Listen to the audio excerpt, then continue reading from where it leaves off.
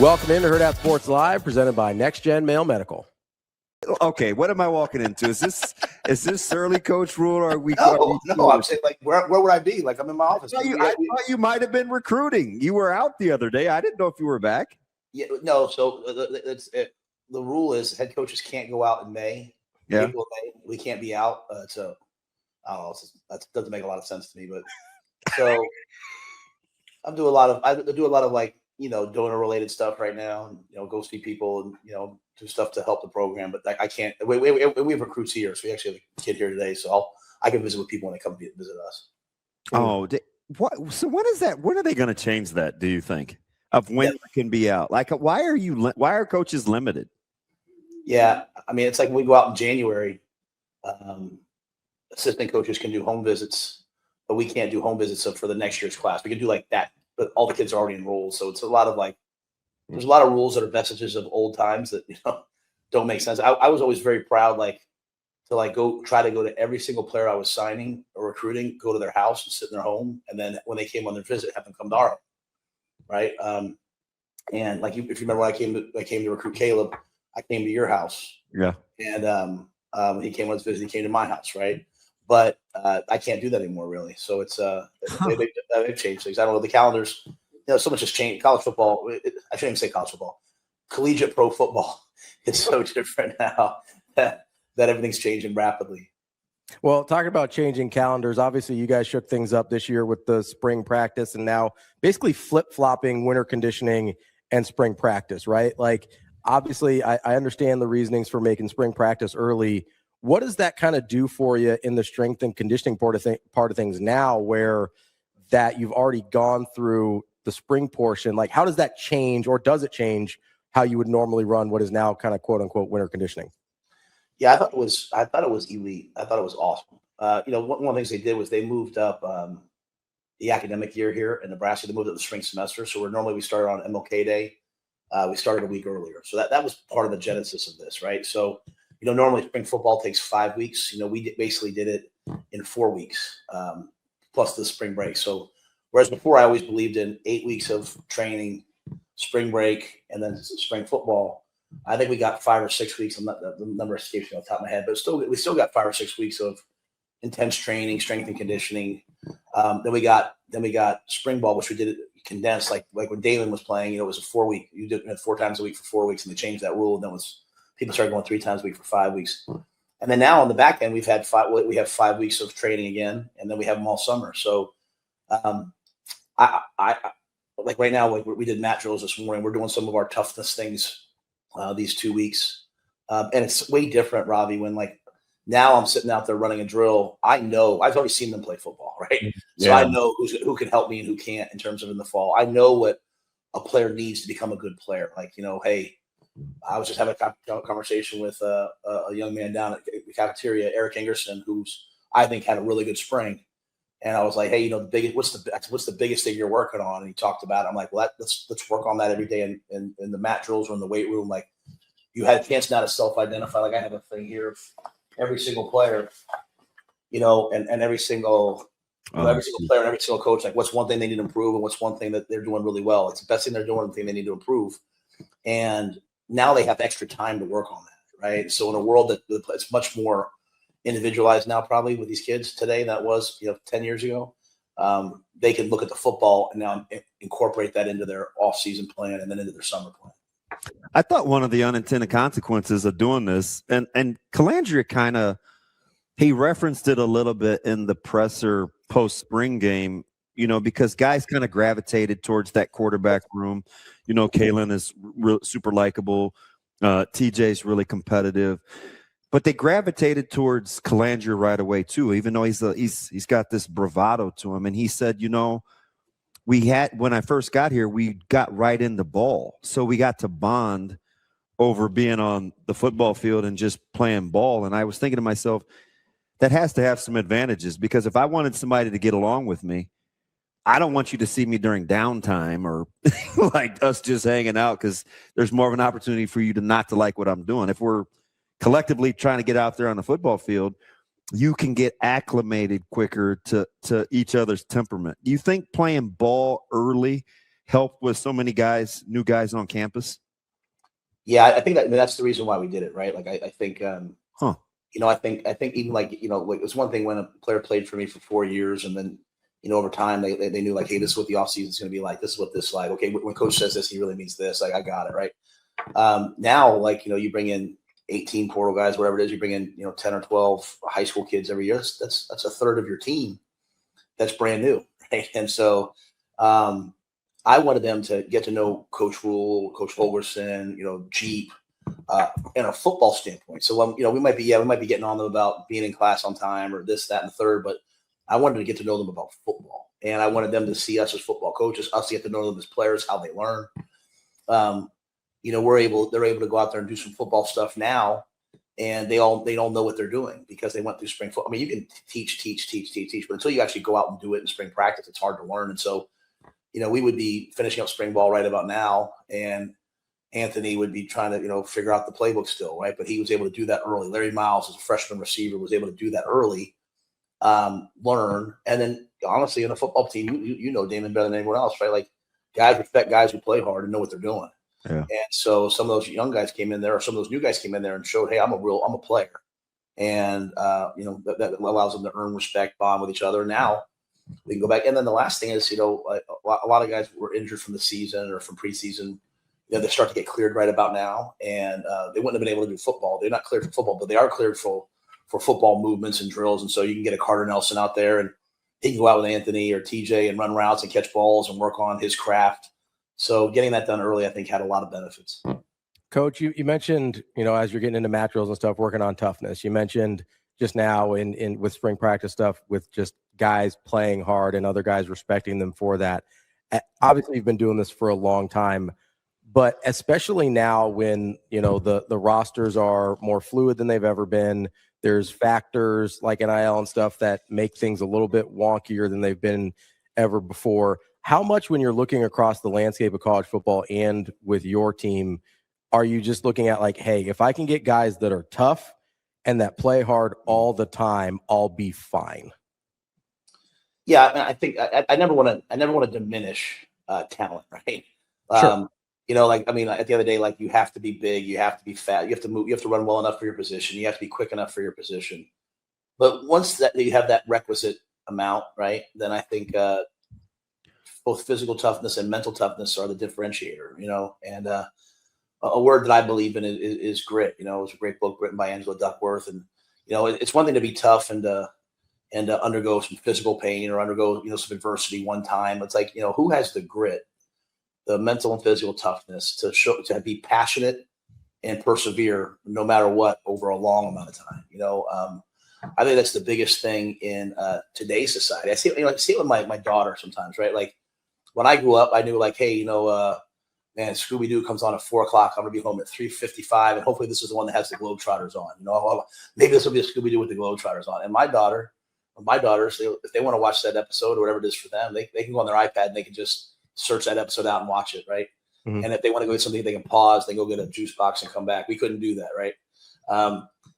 We used to take a picture and wait, and then go to the Kmart and wait for the pictures to come out. Now my daughter takes a picture, looks at it, doesn't like it, deletes it.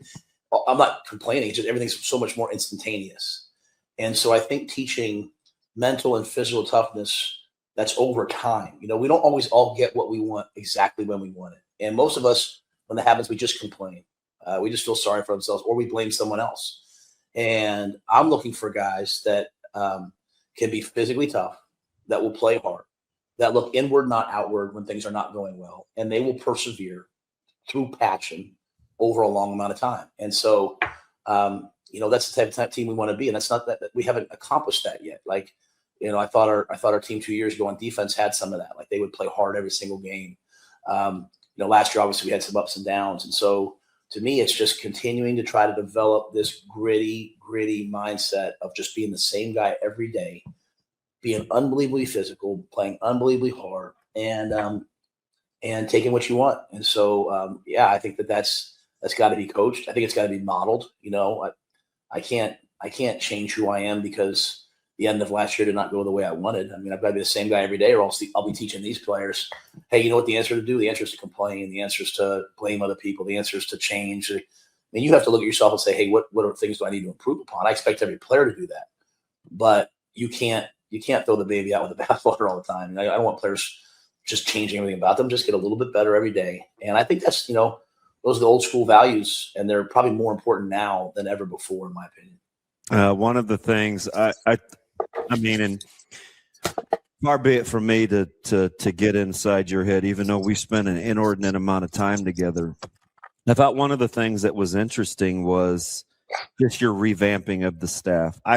This is just my opinion. Like from afar, I liked a lot of the infrastructure, right? Like no off the field incidents. I thought guys were starting to get really disciplined. You have really high retention, but you had to make some changes, right? Obviously, O-line, what I know was difficult for you. Your D-line, you made staff changes. But one thing that I can see, and you'll say whatever you want to me anyway, but it looks like you were pretty intentional about getting teaching football guys in the building. No disrespect to anybody else, but you definitely seems like you've hired a mindset in the building. Yeah, first of all, I thought the coaches that were here last year, I thought, Donnie and I thought John are excellent football coaches. Mm-hmm. And sometimes things are a bit just about fit. Sometimes things are about just time and place, right? And so, when I'm being self-critical, I thought last year, we finished the season. I'm talking about 2 years ago, right? We beat Wisconsin. It was kind of on a high. We went to Iowa. We shut, down the run game. We did really, and then we lost on the last second, and as things can sometimes get tempestuous, right? And so you had players, Tony White and Terrence left. And players were kind of going in the portal, and maybe I moved a little too quickly trying to stabilize everything. And so to me, I went through a process. They were good coaches. Just you have to make sure you have the right fit, right? And so, but I want to make sure I say that first, because it's not like, I think that's one of the problems we all have is like, it's coach's fault. Well, it's a combination of everything, right? It's my fault. It's the position coach. It's the coordinator. It's the players. We all share in this together, right? But I think one thing I want to say about the coaches I've hired, number one, they're excellent recruiters, and we're in a day and age now where you can't solve your problems with volume anymore, right? You can't go out and sign 30 kids because you don't have that much money to sign 30 kids, and so you need people who can go find the right players and the right fit for us, and then coach them. And then I wanted to have the right teachers who brought stuff that's stimulated the football here, stimulated my mind, stimulated each other's minds. And so whether it was Jeep or Lonnie, whether it was Roy Manning or Tyler Yelk or Rob Orich or Corey Brown, I'm really pleased with the guys we brought in, and I think we have a group of guys who like football, but also like young people and like coach them and like developing them. And not everything's going to be easy here. You have to develop players and get them to play better. And so I like the staff a lot. I enjoy being around them. I enjoy sitting in Rob Orich's meetings, right? I enjoy. He's a gem. Like you sit there, you listen to him and Coach Snow, and it's like, there's nothing off limits. Like they just, banter back and forth. And Addison had all 5 DBs. You split it with him and Tyler, and he's got no ego. He just wants to win, and I love that. So it's been a good melding, I think, of getting the right people in here. And then Jeep and Lonnie have been a lot of fun on offense. We've added some things run game wise. I think they're going to make us a lot better too. Coach, when you're talking about time and place and fit, obviously we're talking about coaching staff, and I think, do you think that applies to players that you're recruiting as well? Like, do you sometimes look at a guy and you say, hey, this guy is really talented and maybe he's got the right attitude, but maybe he's a guy that with the temperament of our current team isn't necessarily the best fit for him? Does that apply to players too? I think when you look at fit for a young player, I think you have to play. Basically, if you're looking at a freshman coming in, you have to put him in one of 2 buckets. Like, A, is he going to come in and contribute right away, right? Because there's a financial component to this, right? So you can't have your money sitting on your bench, right? We don't have as much as everybody else, right? Like, and everybody else doesn't have as much as each other. I'm not saying that. I'm saying we all don't. We just can't waste money, right? So, you sit there and say, hey, is this a guy who's going to come in and contribute right away? Or certainly in the first 2 years. And then, sometimes I miss the date, the guys who kind of develop, what would that have done if that was Emmett Johnson, right? Well, Johnny Bullock's over here the other day, and he's talking to the team. He's in Tampa, and then he went to the Colts. He had like 10 or 12 tackles this year in the National Football League on special teams, which was a great season. And he didn't play till year 4, and so as they cut the rosters, for the days of 160, 170, 180 players down to like 105, it's harder to have a walk-on program. And so, you have to divide them into that, like, hey, are you going to help right away? Or are they someone who's going to stick around and stay? And, I think you have to find, that's a big part of the fit, right? Are they going to just leave all the time? Are they going to, what's their mindset? Like you talked about toughness. Like, I think everyone thinks you can coach toughness, man. Like, you better recruit toughness. You better hire toughness, right? If you want a tough team, you better have a tough staff, and you better hire, you better recruit tough players. And so I think all those things relate to fit. And, you can't probably have, 5 starting quarterbacks anymore, ahead of 5-star quarterbacks. Like, they're going to leave. They're not going to stack behind each other. So finding guys who want to be here, who want to have the right fit, who want to develop, I think that's all of our jobs right now, is to figure out, hey, well, if we take this kid, how is he going to fit into our locker room, fit into our culture? And as much as anything, how long is he going to stay here if things are hard? Coach, let me ask you something, because a lot of your person that I gravitate towards is like the common language and the consistency in the message. But you're in a landscape that's pretty fluid, but you still have to operate on this kind of continuum. When you say things like, hey, this is kind of what we need from a budgetary standpoint, to, hey, I think we're good now. We got what we need to compete. And then the landscape changes again. You just mentioned when we started the interview, you're out with donors, you're looking at fundraising opportunities. How fluid is the financial component when people want to pin you down and say, well, he said this and this means this? Like, what are we missing in that fiscal message that is so fluid? Yeah, I think one of the challenges I have is, I've always prided myself on, like, I don't say anything. I try not to say anything I don't mean, right? I don't want to give coach speak. Like, to me, it would be disrespectful to every fan. It'd be disrespectful to our team. It'd be disrespectful to come on with you guys and just give coach speak, right? And so I try to say exactly what I mean. The problem is that sometimes it's taken super literally, and I'm saying what's happening in that moment, right? And if you talk to me again next week, I might tell you something different. That's like, the days are changing. So like, yeah, like, well, I don't care if it's basketball, football, volleyball, the roster numbers and the salaries are escalating through the roof. And so you might make a big jump, but guess what? So did they. And so,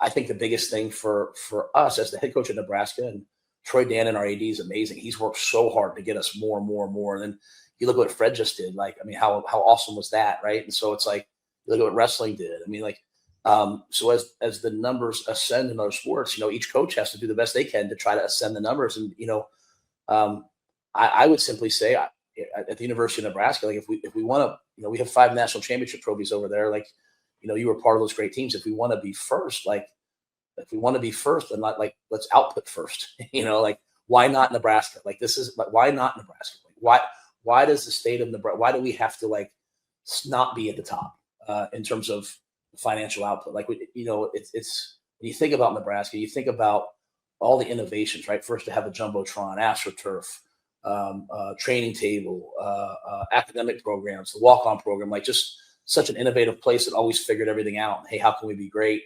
And this is not college football anymore. This is pro football, and the market is the market. And so I'm very grateful for Troy Dannon and the people here, because they're doing everything they can all the time to continue to get us moving forward. But, like, when I say, hey, we have enough to compete now, guess what those other teams did? They said, oh, they got that. Watch what we do. Boom. And the market changes. And my job is very simply always to say, hey, how come at Nebraska we can't be first in terms of, the output? How come we can't be in the top 3 or 4? How come we can't? And so if we're there, then, I got to continue to say that, because if you were first, guess what? You think Ohio State's going to sit back?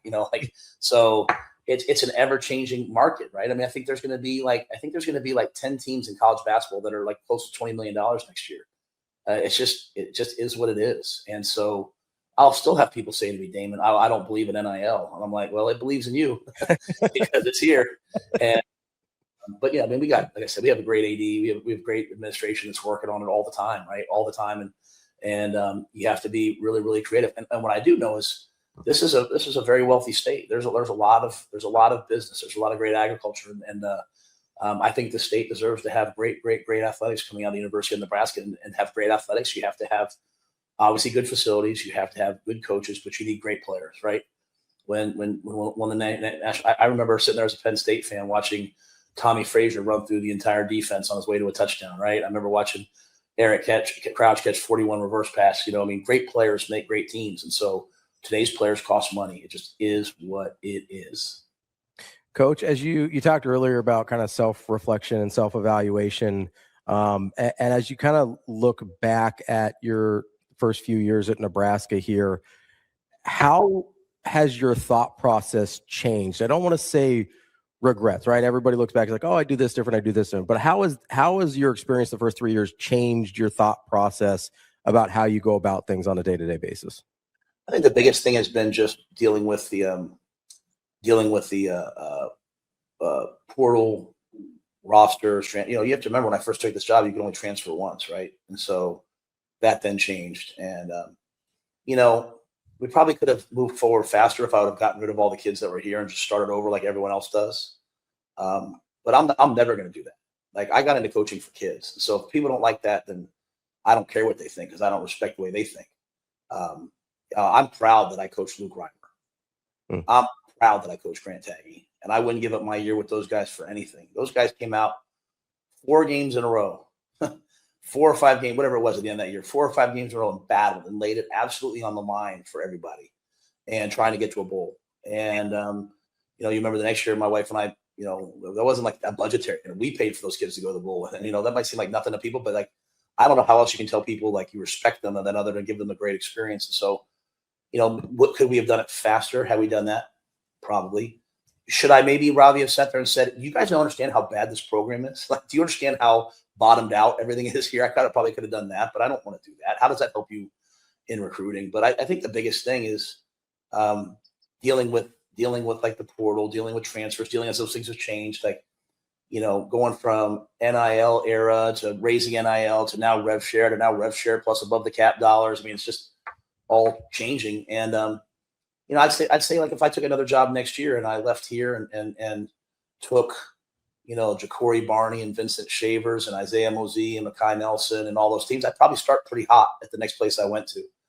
And I wish I could have brought McCaffrey and Brian Burns and Shaq Thompson with me from the Panthers, but I couldn't, so, maybe, but I was kind of, when I went through this process, Ravi, I was assured that the people in Nebraska, and most people I meet, they feel this way. They wanted it done the right way. They wanted it done the long-term way. They wanted it done with grace and dignity and respect for the players and respect for the student athletes. And so, yeah, it's probably a little slower than maybe I would have liked. I think we went into last year with everyone. I wasn't saying it, but everyone else had a lot of expectations. Like, oh, Coach Rhule year 3, Coach Rhule year 3. I just show up to work every day and just try to get better and better and better. And so I think probably the personnel part of it, as much as anything, I think if there's anything else here, man. Like, I think in season, like, this is not a complaint. I think just, this is a big deal here. Nebraska football is a big deal, and I can handle it. Like, people say, like, okay, people come up to me all the time and say, hey, coach, don't listen to everyone out there. I'm like, I'm not listening to them. Did you guys want to hire a football coach who listens to what everyone says? That'd be the dumbest thing in the world. Like, people will say to my wife, like, don't pay attention to them. I'm like, the only one who probably listens to the noise is my son Bryant, and my youngest daughter Leona, right? So I try to keep them locked in on, like, hey, just be a student. Don't worry about, but the vast majority of people I meet in the state are unbelievable and unbelievably supportive. And I think one thing I probably didn't recognize early on is just the impact throughout the course of the season that can have on a team, right? When it's like they open their phone every day and their algorithm is just shooting at them like this. And sometimes things that aren't even real start to become real. You have to address it with the team because it's all they're hearing out there from, sometimes well-intentioned, sometimes good things, sometimes from people who, monetize having an opinion on Nebraska football. So I've had to probably adjust a little bit, Ravi, in terms of in season, how to manage the team and the team psyche. And obviously I didn't do it well enough last year.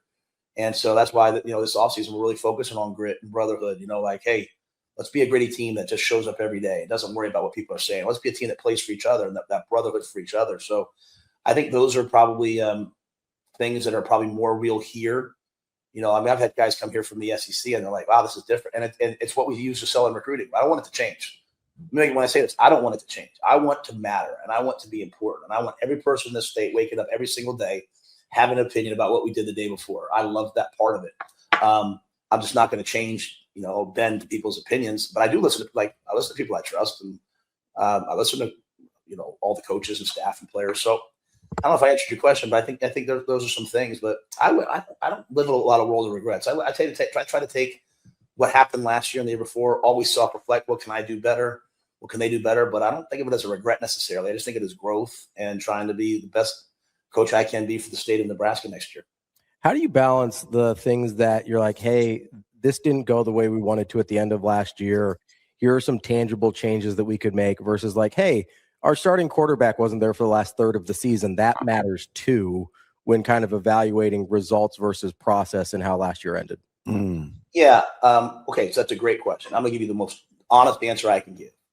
When I look back at moments that really bothered me last year, I think back about the Minnesota game, right? Mm-hmm. And I look at every aspect of that, right? So I say to myself, we went to Maryland the week before. Now, I wasn't happy the Big Ten had us twice go to the East Coast and come back and play a Friday game. I didn't think, but I can't control the league, right? So I can voice my opinion and hey, this doesn't really make a lot of sense here, guys.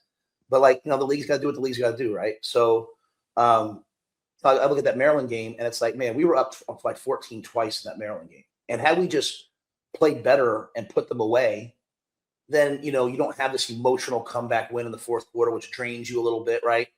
And then, we went Thursday, we stayed Thursday, Friday, which, because, you fly into Baltimore and then you drive an hour to your hotel and you get in at this time. Do you want to go on Friday? Let's go on Thursday. Well, it worked out, but then you're on the road, 2 nights in a hotel, then you're on the road, 6 nights later on a Thursday night. And then we go out to Minnesota and you lose. But when I look back on those games, when I look back on Minnesota, what really bothers me is that it was 7-6 with 3 or 4 minutes left to go in the third quarter. Mm-hmm. And our team was in the locker room at halftime, which is a direct reflection of me. And was they expected to win by 50, right? it's that's not how you play football, man. You just go play one snap at a time. You play one game at a time, and you have a standard you play to. And, I felt like the team I had the first year, they did that. They listened to me, and they did that. I felt like the team we had 2 years ago to an extent did that. I felt like last year's team, I didn't get that done. And, we're playing Iowa in the last game there. No, we had 185 yards rushing against Iowa in the first half. 185 yards. We haven't had that in a long time here against Iowa. And it's like a 6-point ball game, I think maybe at the half, right, or 8, whatever it was. And then, we stopped them. They punt the ball to Jacory. They re-punt it to Jacory. I think it's probably targeting. They don't call it right. And they get a safety. And it's the air comes out of our tires. And it's and all of a sudden now you look up and it's 40-16. And those are the things that bother me, Rob, because we were also the team. That was, 6-2 playing USC. We have the ball in the second half up by whatever we were up by. We picked the ball up and we have the ball, 1st and 10 on the 20-yard line going in to score. And, a quarterback gets hurt, we then proceed to lose, 4 of our next 5. It's just, it just drives me nuts. But that all falls on me. And so I guess my point is always well, what do you do about it, right? Do you sit there and do I sit there and complain about it? Part of it is, like I said, I'm going to turn on the TV this summer and I'm going to hear someone talking about Nebraska football. They're going to be well, this is the schedule and they should win this game and they should lose that game. And that's the exact disease that affected our team last year that I got to get rid of. And it falls on me. I'm not complaining about the guys doing that on TV because that's fun. That's their job. But I'm pretty sure when Coach Osborne coached Damon, he wasn't sitting there saying well, this game's going to be easy, but this game's going to be hard. It was we're the University of Nebraska. Every game we play has to be our best game. And so we were 6-2 with the lead against USC, and we're still in the hunt to even go to the CFP. And Dylan gets hurt, and then the season kind of takes a turn. But I go back to that disease was infected in us earlier, against Maryland, right? Put them away. You're up by 14 twice. Go put them away. Stop the run. Stop the quarterback. Make a play. In Minnesota, we're up at 7-6, and we just it just couldn't put them away. And so every team I've had that's been good has been able to win those games. And I thought we won those games the previous couple of years, and we didn't win those games this year. And so, I have to do a better job as a head coach, putting them in those situations, but also getting a gritty. It all goes back to what you talked about earlier, a gritty, tough team that doesn't just sit there and say this will be easy and this will be hard. Who just says, hey, this is how we play at Nebraska. Nebraska, excuse me. Coach, how fine a line is it between talking it into existence and acknowledge it, but versus acknowledging it? And what I mean by that is I tell people this, like sometimes if I give people an explanation, they say, oh man, you're making excuses for Nebraska football. And it's not the difference between an excuse and an explanation is ownership. Nobody is punting on ownership.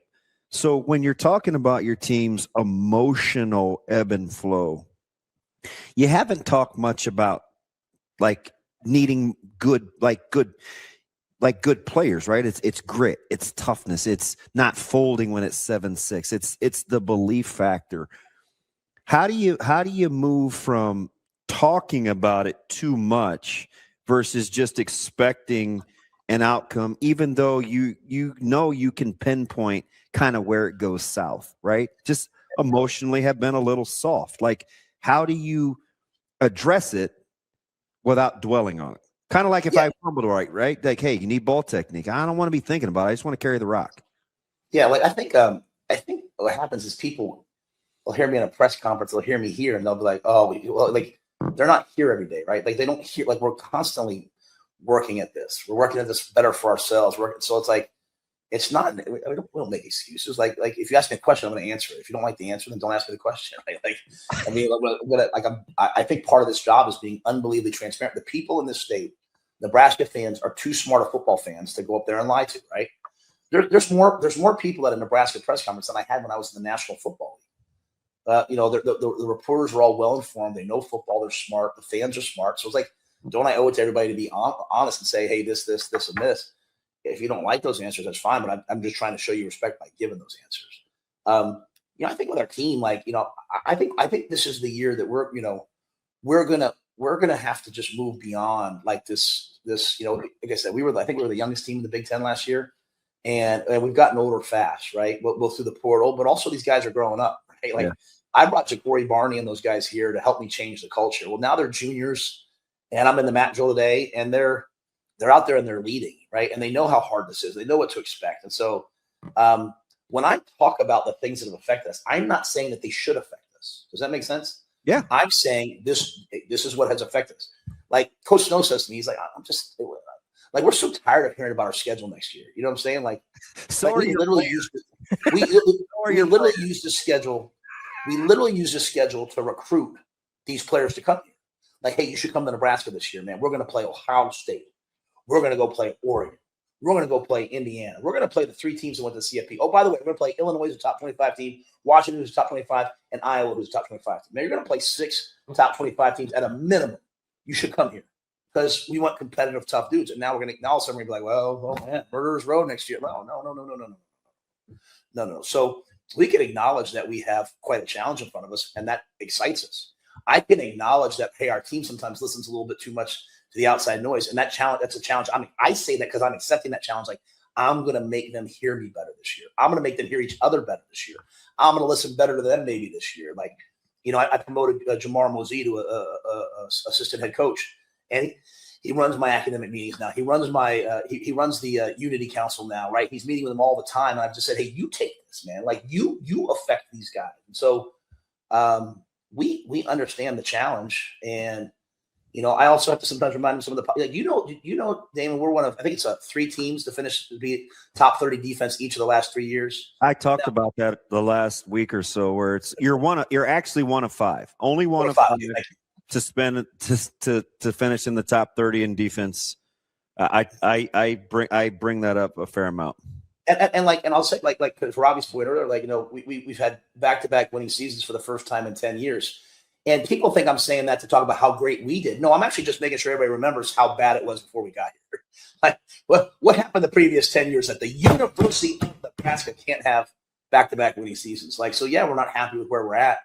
But like, I'm even talking to you guys. Like, I want people to know, like, we are attacking this head on. And either, like, honestly, like, I tell the players, our coaches and staff here, either you're with us or you're against us. I cannot stand a wolf in sheep's clothing. You know what I'm saying? Like, like, if you're with us, be with us. If you're not, be not. Now, that doesn't mean, like, again, I'm not saying, like, I love walking into the, I love pulling into, like, coffee out there in Waverly. There's was like a gas station, right? And a bunch of the guys that are farming, like they're out there in the morning, sometimes afterwards getting coffee. I want them to be like, what the hell was he thinking? And like, I want that. I'm not talking about that. What I'm talking about is like to our team, like, bro, either you're with us or you're not. Like just attack and move forward. And so, I think sometimes the end of last year, and literally the last 2 years, 3 years, is like, that's the thing we have to solve, right? We have to get better as the year goes on. And then when things aren't going our way, we have to continue to attack. And that's what I look for this year in the portal and recruiting. I was like, just find me grown men. Just find me grown men. That's why I did spring ball early, Ravi. I wanted to figure out who the grown men. Now you could be a 17-year-old grown man, but just find me the grown men who the gritty alphas who want to go fight. And it's taken us a little longer here to figure out, or develop them in some ways, but we got a lot of them now, and I'm proud of them. And so I like this team a lot.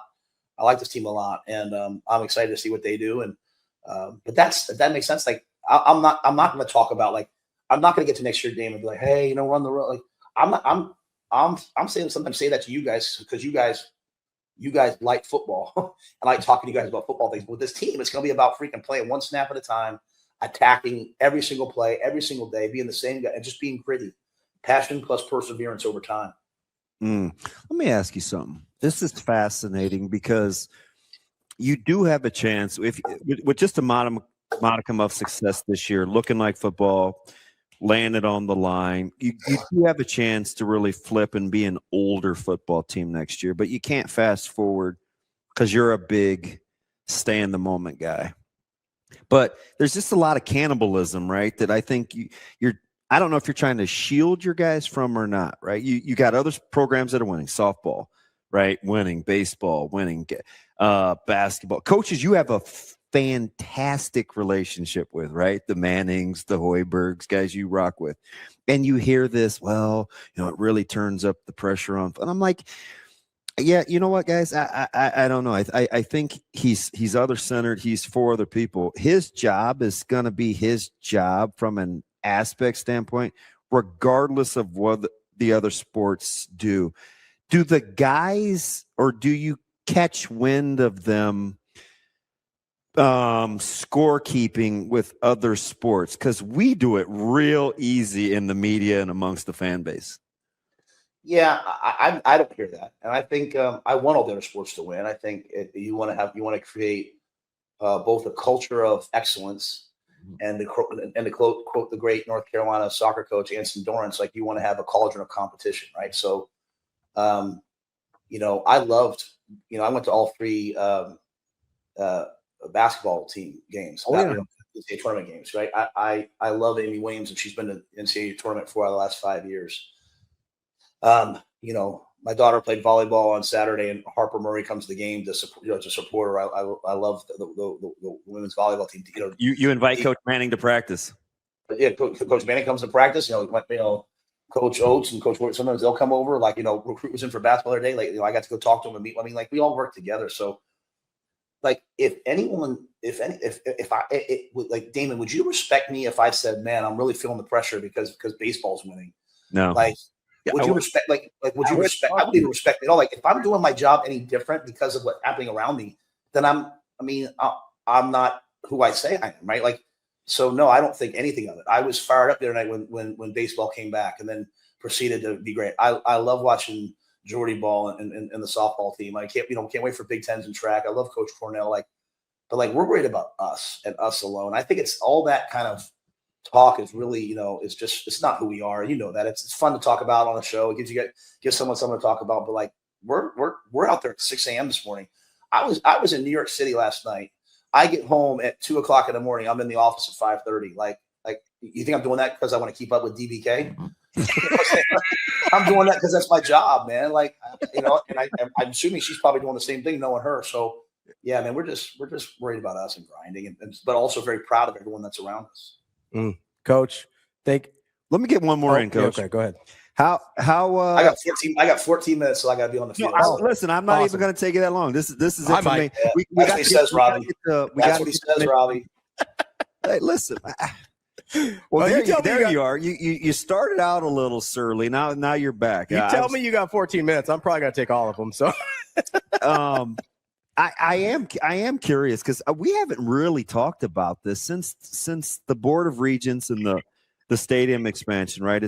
We're going to condense that thing. You got money set aside for renovations. You got camps that want allocations for revenue spending in sports, and then there's this stadium deal. You talk about staying dialed in to the task at hand. How do you stay dialed in with kind of the numbers and the discussion that surrounds Memorial Stadium? Yeah, I mean, it really has nothing to do with me, right? I mean, Troy will be the first one to tell you, like, the stadium we play in, like, has nothing to do with what we're doing, right? And so I trust the people I work with, and I trust the people I work for. And so whether it's Dr. Gold, whether it's Troy Dannon, whether it's the board or Regents, like they'll make all the right decisions in terms of what to do. I think the best thing you can do is not get distracted and you know, as I told you earlier, I'm always going to try to fight to get as much money as I can to get the players we need here. You know, that's part of my job. I feel like, right, is to raise the money to have the best roster possible. Like I get texts from people sometimes. They're like, "Oh, what's going on with this recruit? What's going on with that recruit?" It's not even recruiting. Like, what are we talking about? It's finances. It's player acquisition. It's free agency. It's the NFL. And so, you know, like, that's part of my job, is to make sure we get the best players we can get here, both to visit and then hopefully eventually to come. You know, yeah, you know, a couple times I had a couple people say to me this summer, like, "Man, we keep getting these top tier offensive linemen here. We get down to the final 2 or 3, they're not able to get them." And I'm like, it's because we couldn't pay as much as the other team. Like that's just what it is. And so, like, that's why we've worked so hard, and Troy's worked so hard to get, you know, the roster acquisition up. And so, but when it comes to the stadium, you know, I would like to have the type of team that, like, would play you in the parking lot, would play you in the practice field, and that, you know, that stadium, we're going to go out to this fall, just like this. If they pass the stadium, you know, there'll be some changes in the following year, and eventually the stadium will be, you know, renovated. And, like, all that really matters to me is what's the football like inside of that stadium. So I think to be able to stay disciplined and focused on what your job is, you have to have tremendous trust of the people around you. And so that's the trust I have. And, you know, Troy Dannon and Courtney Gaucher and all the people, like, they know what to do. I trust them. That's not my job to worry about. My job's to worry about these players, and then the 27 class, and then, you know, all the football that we're doing right now. Coach, I'm glad you brought up kind of those recruiting battles and what they come down to, because I keep sitting here thinking, right, and as long as you've got enough money to get into the neighborhood, I always wonder, like, if you're trying to build a program on toughness and grittiness and guys that want to stick around and be about that, if you're in the neighborhood, how much is there any hesitance from your side to want a guy that makes his decision based off of money? Does that make sense? No, there's no hesitance. There's no hesitation for me, because at the end of the day, I think each one of us, when we're looking at a job, right, mm-hmm, we want to know that we're going to be financially taken care of. And once we know that, then we pick the best job, right? Like, then we say, like, okay, so, like, to me, these kids have only grown up in this era, so they don't know what we did before this, right? This is all they know. And, you know, for them, a lot of times there's a psychological effect of the money in terms of, like, hey, this tells me what you really think about me, right? And so I'm not saying that that's always true or right, you know, but that's how they see it. And so I think, like, I have every one of my assistant coaches, like, you know, like, hey, you know, so-and-so's trying to hire EJ, because you guys have EJ's face up there. A lot of people have tried to hire EJ the last couple of years. You like, and, you know, he's an excellent running back coach. I hope everyone appreciates how good he is. He's a great recruiter. And he's opened up Chicago to us, right? I mean, Claude and Puma is good, you know, a really good young player, right? And we have some kids committed to us. So EJ's done a great job. But, like, people have tried to hire him, and it's like, well, you know, if they're going to pay him twice what I'm paying him, I can tell him I love him all I want, or that he's happy here. Like, he's probably going to take a 50% pay cut, right? I mean, he's probably going to take a 50% pay raise. But if I can get in that neighborhood, and I think the word neighborhood we have to be very careful about, because I think, like, we have to know the actual numbers to decide what the neighborhood is, right? Like, you know, so I think that's really, really important. I think one of the things with problems, you know, because there's not a lot of transparency, we operate in this nebulous, like, philosophical conversation, but money is money. And so dollars and cents. And so I think all of us, when we take a job, we want to know what we're going to get paid. If that's reasonable and it's satisfactory to us, then we pick the job where we'll be the happiest, where we have the best quality of life, where we have all these different things, right? So I think a player needs to know, like, hey, what's the financial component here? What's it going to mean for me? And then from there, I hope then they say, okay, these two things are close. Let me pick the school that fits me the best. I think most players want to go somewhere where they're happy and going to be successful. It's just that the money is a major part of it, right? Like, like people say to me, like, what, they talk about like our run defense last year, right? And which they should, and it wasn't nearly good enough. And it wasn't like 4 yards a carry. It was more explosive runs over time, right? And big explosive runs that hurt us and cause us to lose games. But no one ever says, when they think about the poorly, we think about the players coming in. But no one ever talks about the fact, and I don't care if they talk about it, but like when you think about how the portal, it helped us in some ways last year, but also hurt us in that, we lost Mackay, who was a really good player as our leading tackler.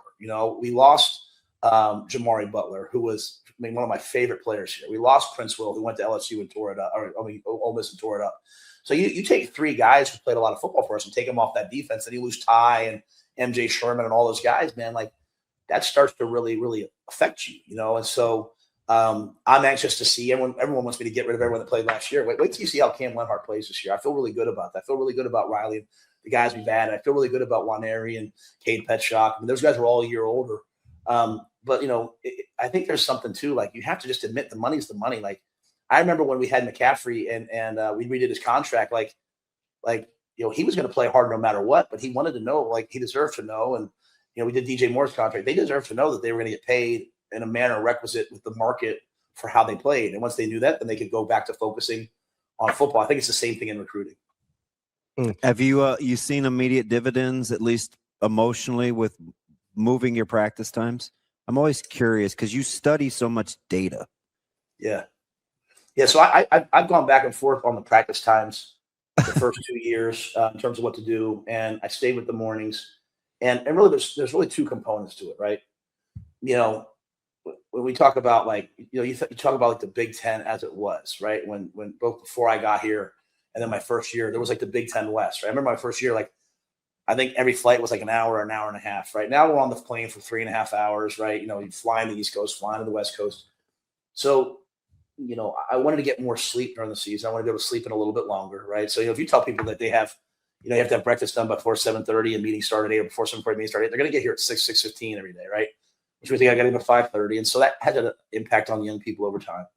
And then I looked at the weather here, right? Like we're out there sometimes, the field's frozen. We went earlier in the spring, like we can use the indoor, but we want to get outside. So I talked to Joey McGuire, the head coach at Texas Tech. And if you basically take our program, all the things that we say, like all the things that we do, like a lot of them, he does. He has in his building. He helped me build those when we were together at Baylor. And the one big change he did was he went to afternoon practices. And I said, what'd you think? He said, well, we had less injuries. Our guys seemed to have more energy through the course of a season. Like Damon, when you and I were in school, we were playing in the 90s. Like I didn't have a cell phone. You might have had one. I didn't have one. Like, I wasn't. Guys weren't getting. Listen, you know my mom. You think I had a cell phone? but these guys are getting 3 to 4 hours sleep sometimes because they're on their phone, they're scrolling. Everybody's central nervous system is all screwed up from their phones now. There's just so many things that are different. So talking to Joey, they had done a lot of studies on it, and they did it last year, or maybe the last 2 years, and he has seen tremendous dividends. So we went with it, and I thought we had a team that showed up excited every day. When we could go outside, the field was thawed. It might be 25 degrees in the morning, but it might be 45 or 50 degrees in the afternoon. And you'll have your goofy shorts on. Every time. Same guy every day. Same guy every day. Same guy every day. Hey, who's actually kind of sneaky tough? Who? It's Dikil Shorts. Yeah. He stays in shorts. Yeah, but he's like 30-something. That doesn't – don't tell me anyone's tough until they're 30. He's 30-something. Hey, listen. Do you like my clean-face version of Coach Barthel? That's so scary. That's how I looked when I first met him. That's he was a Golden Gloves boxer, right? So that's Golden Gloves, EJ, right there.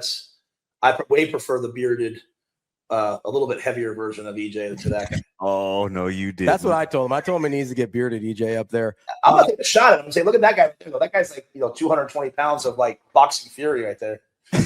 He's gonna call me all mad. Don't clip. Tell your guys not to clip that.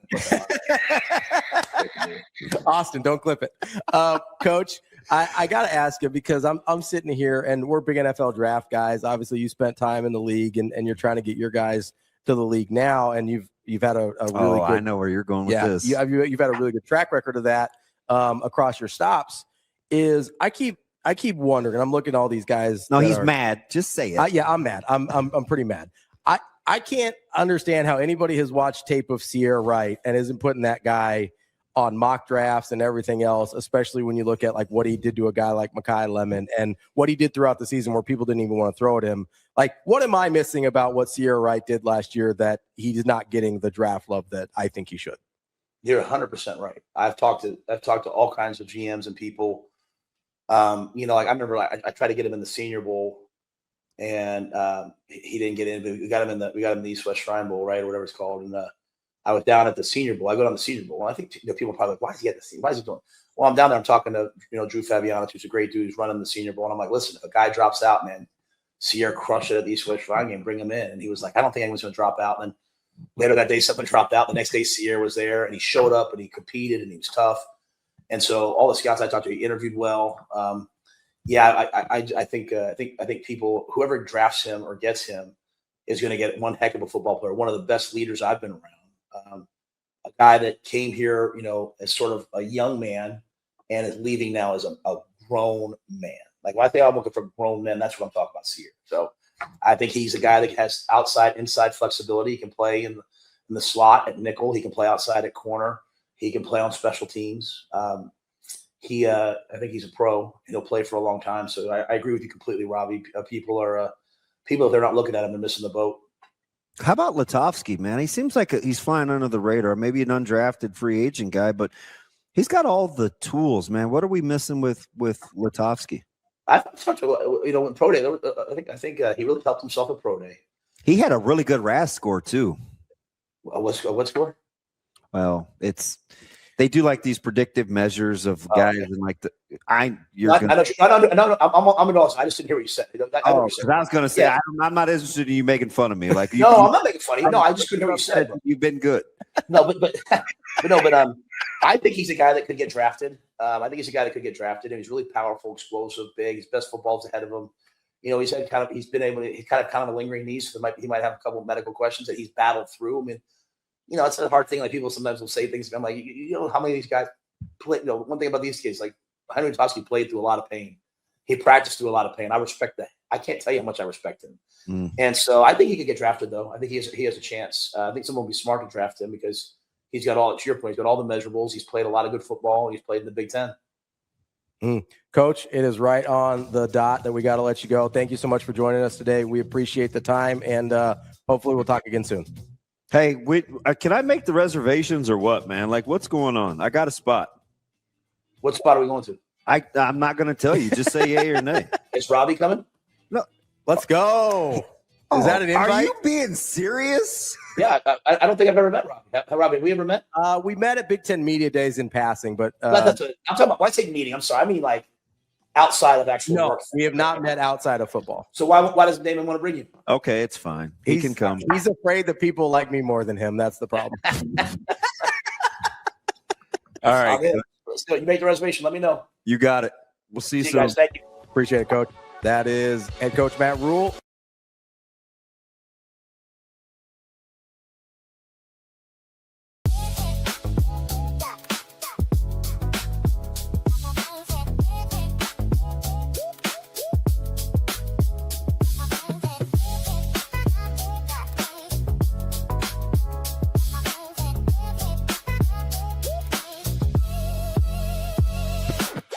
Make this the summer event at Edwards Jeep and Ram, Council Bluffs and Village Point.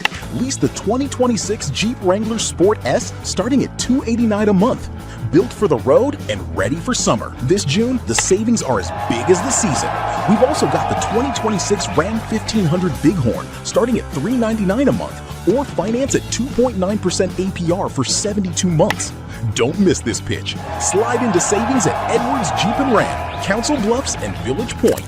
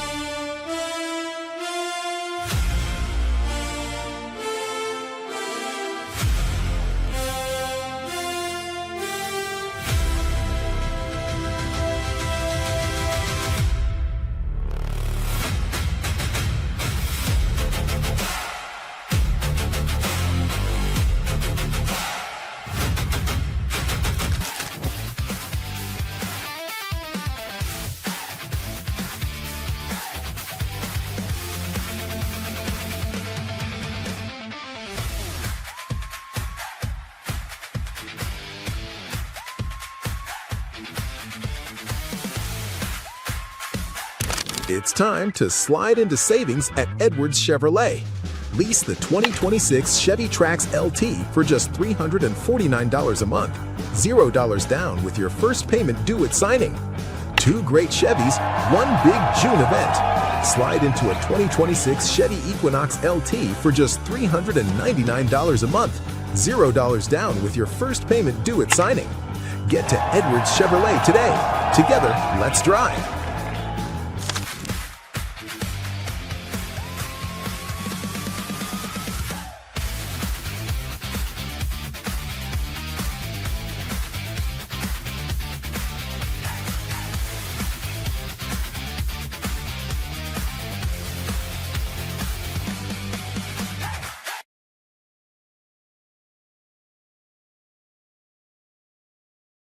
Don't forget to head over to Hurrdat Sports Bar and Grill. It's Monday. That means $10 pizzas. You absolutely cannot beat that deal, regardless of what you got going on. Bring the family in there. Maybe you just want to watch some games.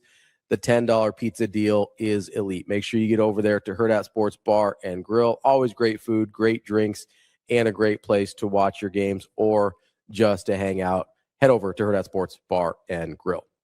I came to the conclusion yesterday. It even causes hand wringing, and so like the guys that I really care about their opinion, that I think like want the best, are open minded.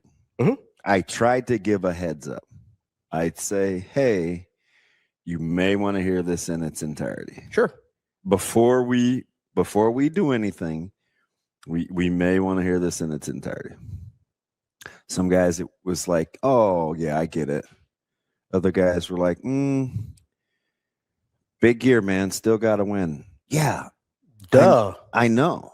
No, I'm not. These are guys. I know. They're guys you like, but. So what I'm saying is, it's not a good piece of cheese. Even guys that I get along with, that I respect a heck of a lot. Like we don't always agree. Sure. And you don't have to. And some of it is healthy, but then there's just some, it's like you just don't, for whatever the reason, you just don't want this to work. Yep. And I don't know. The only thing that I wasn't mad yesterday, because everybody, it's flooding my timeline, right? And I get it. And these guys, I think sometimes, they chuckle because they're really good at what they do when these get clipped out. And every time I hear just a snippet, I'm like, it's going to be a long day. Yeah. Yeah. It's going to be a long day. So, but it's like it always is. There's people that want to be right, and there's people that want to get it right. So if you want to get it right, even though it may be at your own expense or your own thought process, you probably took the information differently.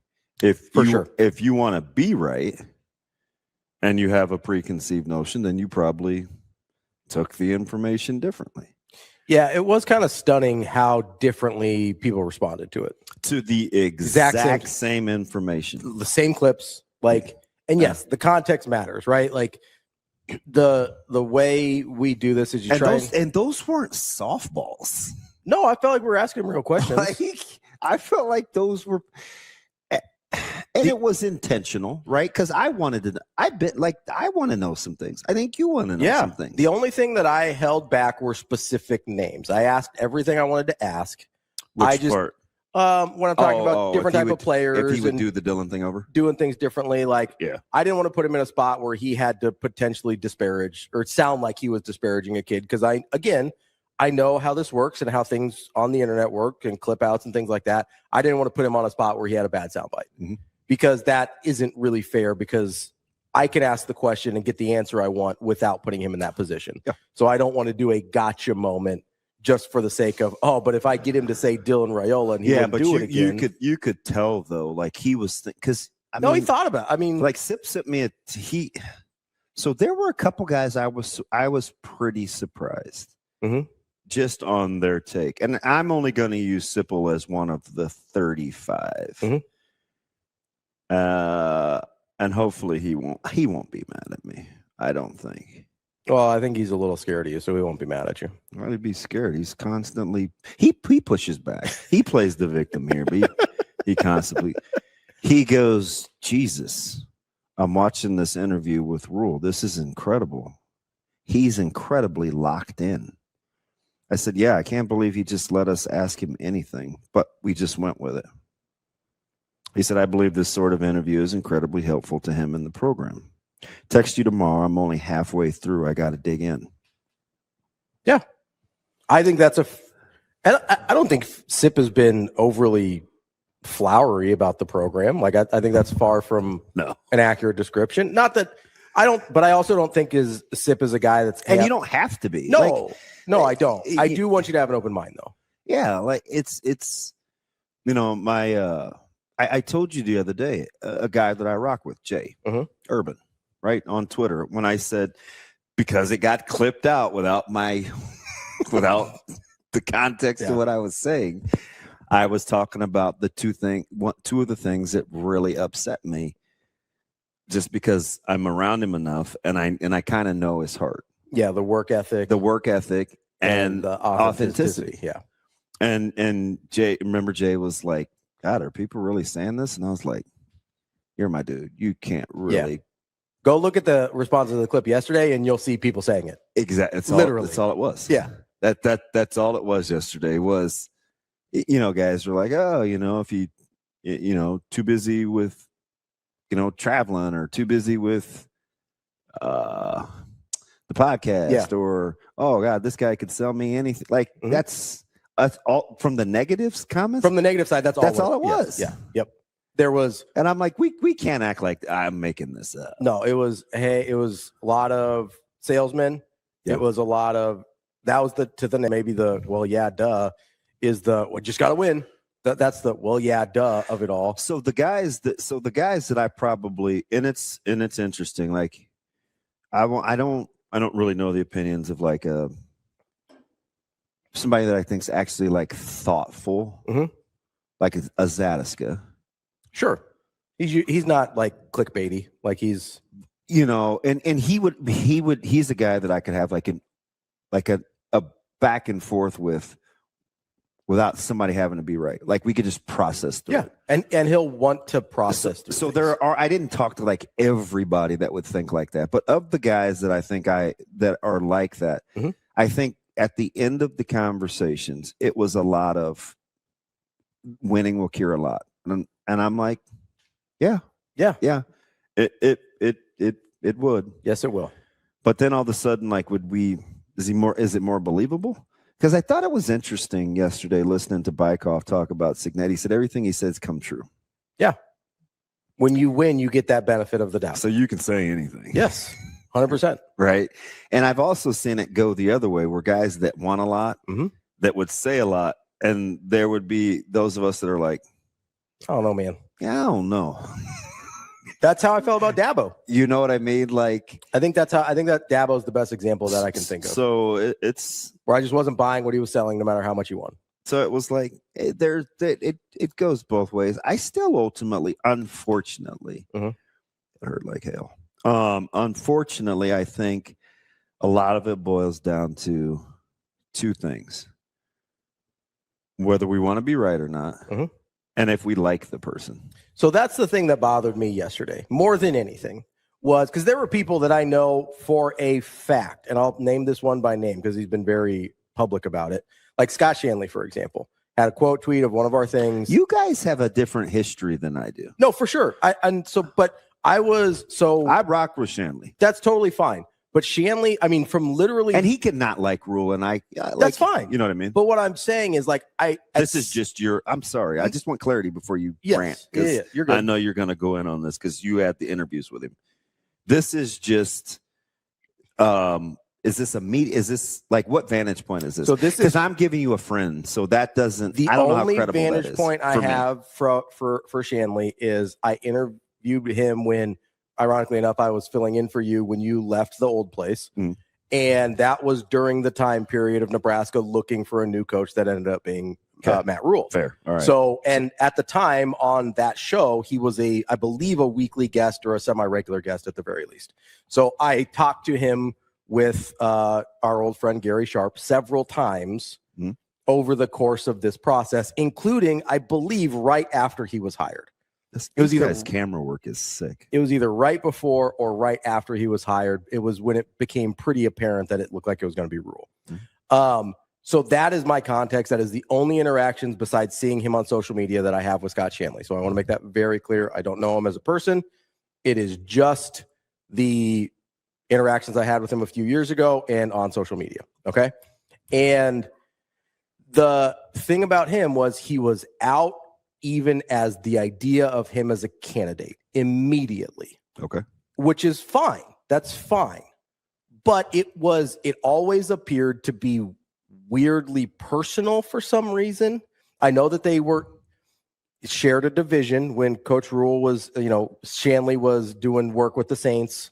Coach Rhule was at the Panthers. So I'm sure there was some overlap of people that knew Coach Rhule. But he's the only person that I've ever heard say, I think he's a bad guy. Ever. So to me, that's a pretty dramatic outlier. You've heard some people say, I think he's a little salesman-y. I think he's maybe out there too much. The only person I've ever heard, and I'm not saying this is new to me because I know his sentiment, but I didn't. So I'm paraphrasing. I don't know if he said the words "he's a bad guy," but this was very much that's an accurate sentiment for what he was talking to us about. Fair. He is the only one I've ever heard talk about Coach Rhule that way. And so I asked, I go, okay, do you have an experience with him? Do you have what leads you to believe this? Because this is I asked this at the time because the stories about the Texas High School Coaches Association talked about how much they loved him and things like that. I was like, okay, this is very different from everything else we've heard about Matt Rhule. Can you expound a little bit? And at the time, he couldn't really or didn't want to. I'm not saying he couldn't. He didn't want to or didn't have examples at the ready. And for him to feel as strongly as he did about Coach Rhule in that sense, that seemed pretty strange to me. So I go everything, and again, we go into things with our filters. So everything I see from Shanley, I go through the filter of, well, he just doesn't like this guy. I feel very comfortable saying that based on the interactions I had with him, right? So that has to go into my filter of how I view anything Shanley says about Matt Rhule. He seems like one of the guys that just didn't want it to work from the start because he didn't like Coach Rhule before the hire was made. And so I wish we could just say that, not to give myself too much credit here, but I'm going to because that's what I do. When you talk to me about Dan Hurley, I'm very clear. I just don't like him. I've never said that he was a bad coach. I have no idea how he interacts with the players. I go, I don't like him. Yeah. Same thing with Dion. I don't like him. He might be a good coach. He might be a great person. I don't like him for whatever reason. I'm coming around on Cignetti. There's some things that rub me the wrong way, but he's phenomenal at what he does. I have no idea how any of these guys interact with their players. I have no idea how. I only know what I see. And I've seen more of Hurley than I have of most people interact with people that can do nothing for him. And that's part of the reason I don't like him. If you don't treat people that can't do anything for you well, I've got some concerns. Okay. So I wish we could just say that at the start, whether it's Scott Shanley. I know some other former teammates like Jason Peter had a tweet that kind of went a little viral that just start off with. I didn't understand because Coach Rhule. So I want to be clear here, and I don't want to speak for Jason, but I know him really, really well. And I think Jason can have an opinion independent of how he actually feels about Coach Rhule. Because I think he likes Coach Rhule. But so I don't think he's coming at that from a like thing. But having said that, I didn't really understand the tweet. I know it pissed a lot of people off. So and it made a ton of message boards and people are mad at him. But I don't know. I didn't understand. I don't know enough. So that's why I included it in there because it didn't make a lot of sense to me unless I'm viewing it from he probably just doesn't like this guy. So I could be wrong there, and that's totally fine. Yeah. But that's why I lumped it in together because it didn't make a lot of sense to me. But I just wish we could start from that standpoint and just be honest enough to be like, hey, this opinion is because I don't like this person. Like I did that with your guy Jay Sadi, right? We had an interaction on Twitter. I was like, hey, like, is there a problem here? It seems like you're not really a fan. He's like, oh no, I've never really liked you. I was like, oh, dope. Now I know where we're at. That's cool. Like, and that's something he would say. And too. we've had much more pleasant interactions since then.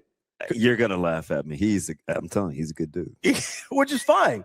And not everybody has to be a fan. I understand that. Yeah. But if I know that going in, then it's much easier than if somebody's like, oh no, I love what you do, and then is a hole all the time. It's like there's a disconnect there. That's what I hate. Right? Like if you tell me like, hey, I'm not for you, cool. Like I get that. But let's start there. Like if there's a lot of people that are connected to the program, used to be in the program or used to play for the program or whatever, that are way more interested in being right than the program being successful. And they would never say that, and they'd probably try and fight me for saying it, but your actions tell me how you feel. And there's a lot of people that are more interested. I don't know if it's in the clicks. I don't know what they get out of it. Whatever, just attention. Are these people in the media? Some of it's because you have to hear from. Yeah, maybe. Some of it's from the media. Some of it's former players. It's just a lot of people around. Media for sure. There's a lot of people in the media that, not to quote Coach Rhule, but like are profiting off the negativity around the program. Like, and that's the only thing that they do in their jobs is profit off the negativity around the program. But there's also people that we assume former players are always for the program. And there's a lot of former players that their actions or their words, at least on social media, you know them better than I do, so I can only judge them from what I know, do not line up with somebody that is for the program. Or it's certainly not for the program regardless of who's leading it, right? Like I heard it with Mike Riley a bunch, right? A lot of people when Mike Riley was here, even when he was winning, a lot of people, former players, media people, whoever, were not for the program because they weren't there for Mike Riley, which I understand. There was a lot of stuff to be like, I don't know if this is going to work. I get that they're top 10 in the country right now, but this all feels like smoke and mirrors. I get it. But that's also the best season Nebraska's had in 15 years, basically. And if you're for the program being successful, that should be a positive rather than being like, well, what about this? And what about this? And what about this? And what about this? Right? Like Coach Rhule said it yesterday. I think he was quoting me, but this is the most successful Nebraska's been over a 2-year stretch since Bo Pelini. That's 3 coaches ago. So when people are like, well, just win, it's like, well, he's done that at a higher level than anybody in 12 years. So what do you want me to do with that information? We heard Ken Bykoff talk about it yesterday. Indiana was actually coming off the most successful stretch in their history, or one of the most successful stretches in their history when Curt Cignetti took over. We like to ignore that part of it, but we also like to ignore the fact that Nebraska was coming off literally the worst stretch in Nebraska football in modern history. I mean, like 100 years, basically. Certainly back to the 50s. We're talking pre-Devaney minimum, right? So if I'm sitting here and saying, hey, just win, it's like, well, he has more than the other 2 coaches combined. Now, that's not enough. I get that, and he gets that. If you think he thinks 7-5 is enough, you're out of your mind. I don't know what you heard yesterday if you think he thinks 7 wins is enough. Well, he said it wasn't. Yeah, that's what I mean. Like, he has told you it's not enough. So it's also hang on, the most we've had in over a decade. I'm just listening. So when you say that, you're just basically like, okay, here's the facts. I'm not even going to put words in your mouth. Here's the facts.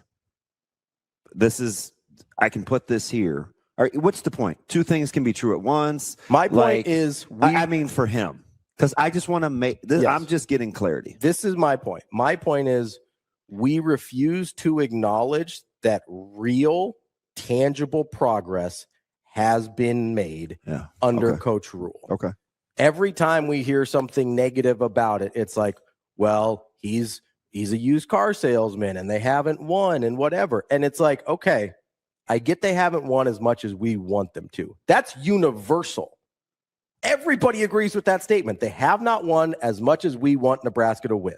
I don't think anybody that cares about Nebraska at all would disagree with that. But here is an undisputed fact.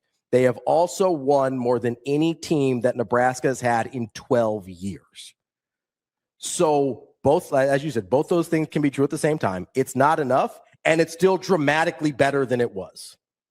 And heading in the right direction. That's why I asked him the question about Dylan getting injured last year, because they are 6-2 with a lead against USC on November 1st. And then quarterback breaks his leg, and yeah, the season falls apart a little bit. And not all of that's on the quarterback, but you can't tell me some of it's not. Right? Like, and then not to mention the backup true freshman also injured, but playing anyway. So we're having this conversation about, well, year 3 rule and whatever and all this other stuff. And it goes, listen, they were 6-2. They were bowl eligible early in October or mid-October, whatever it was. It wasn't like we were down to the wire trying to win one more game against Wisconsin or Iowa trying to get bowl eligible in November. They were bowl eligible early. They were 6-2. He's right. They were still in the college football playoff hunt at that point. And if they beat USC, we're having a real conversation about it. And then the quarterback gets hurt when they have the lead on November 1st. And we act like that 7-6 is the same as the 7-6 the year before. And it wasn't.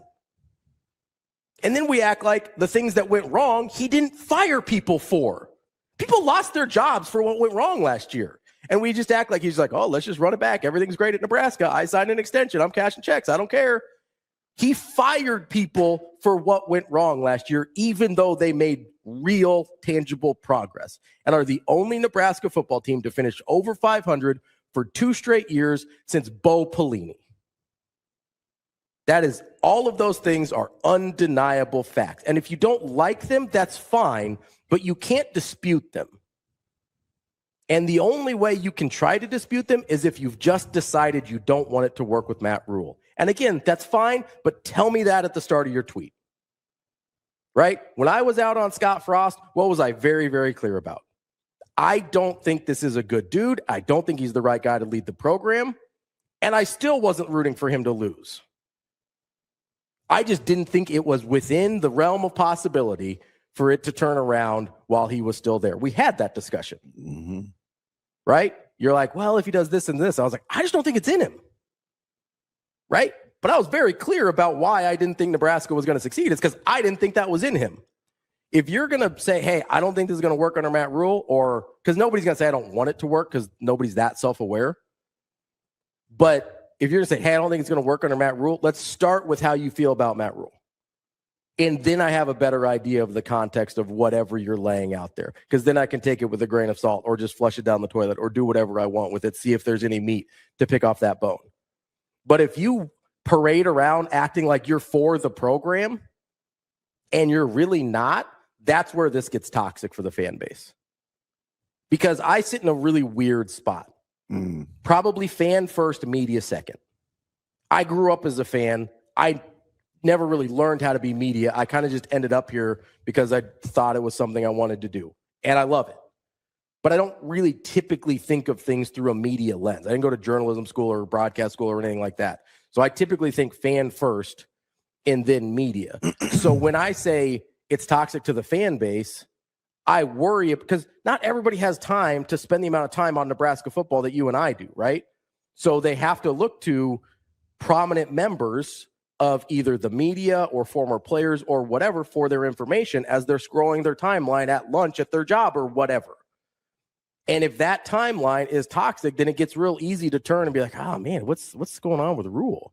If you don't have an hour to listen to an interview that we did with him, which I thought was really good, then you only see a quote tweet that then frames those clips in a very different manner than the actual context does. And that's not the clip's fault either, because I saw quote tweets that were positive that also frame it in a very different manner, right? People can frame those things however they want to, but if you don't have the opportunity to spend as much time as Nebraska football as some people do, then all of a sudden your entire view gets changed by some guy you don't know just doesn't like the head coach. So is part of the frustration, and I get it, right? I knew I said to the guys walking in, we were just kind of joking about the initial rundown. I said, I don't know. It depends on how pissed Ravi is about yesterday. I had a feeling, yeah, right. But here's the thing. So once you're operating in the know, like there's people that we chat with every day in this chat that, I mean, could spin it like fine yarn, right? I could say, I'm not even going to give him any oxygen. And somebody will see the negative in it. It's just it's a blanket statement, fairly innocuous, and it's so you're saying such and such and such and such. I don't know, man. Is that what you heard? Like, no. But so why so if people were just more forthright about the negative stance, is it going to change the delivery style? If there are people, my delivery style or theirs? Yours. Yes, because I know what I'm dealing with. Like, I feel like all right, we're the same. I think people are being disingenuous on purpose. Yeah. 100, that's what bothers 100%. They're like, oh no, I'm for the program. I'm for the program. Let me shit on the program. I'm for the program. I'm for the program. Let me trash the program. Like, that's my problem. If you want to trash the program, that's your right. Don't tell me you're trying to clean up. What? So the thing you got. So help me here, because I think the only real thing, the thing that can elicit emotions like this, and I sit on them, right? I mean, I'm up. By the way, Shane, it was 12:41 in the second period of the Avs Kings last night. So what are you going to ask me? Was I up? There's no way. It went to intermission. Let me explain. And I'm like, it's 12:41. Yeah. Nobody's doing this.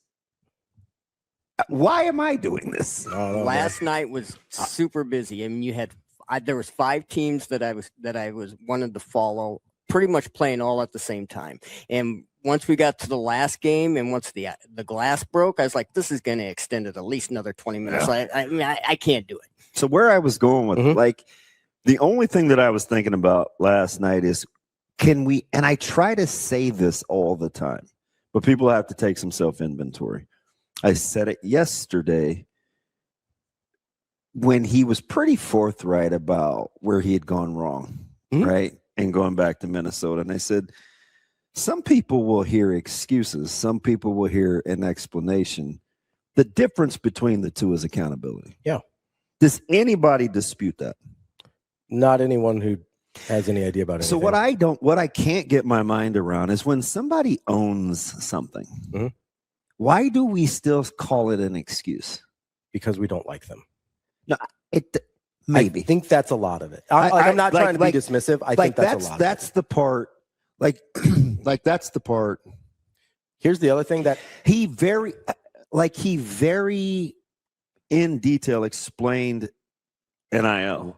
And why, and I didn't even know how I was going to ask the question, but I just asked it. I was like, look, man, at one point you said we're good. Like, what are we talking about? But I knew, but after he gave his answer, I knew what the point of that answer was. He clearly wants Nebraska to be in a position of aggression, not always scrambling to try and defensive. Yeah.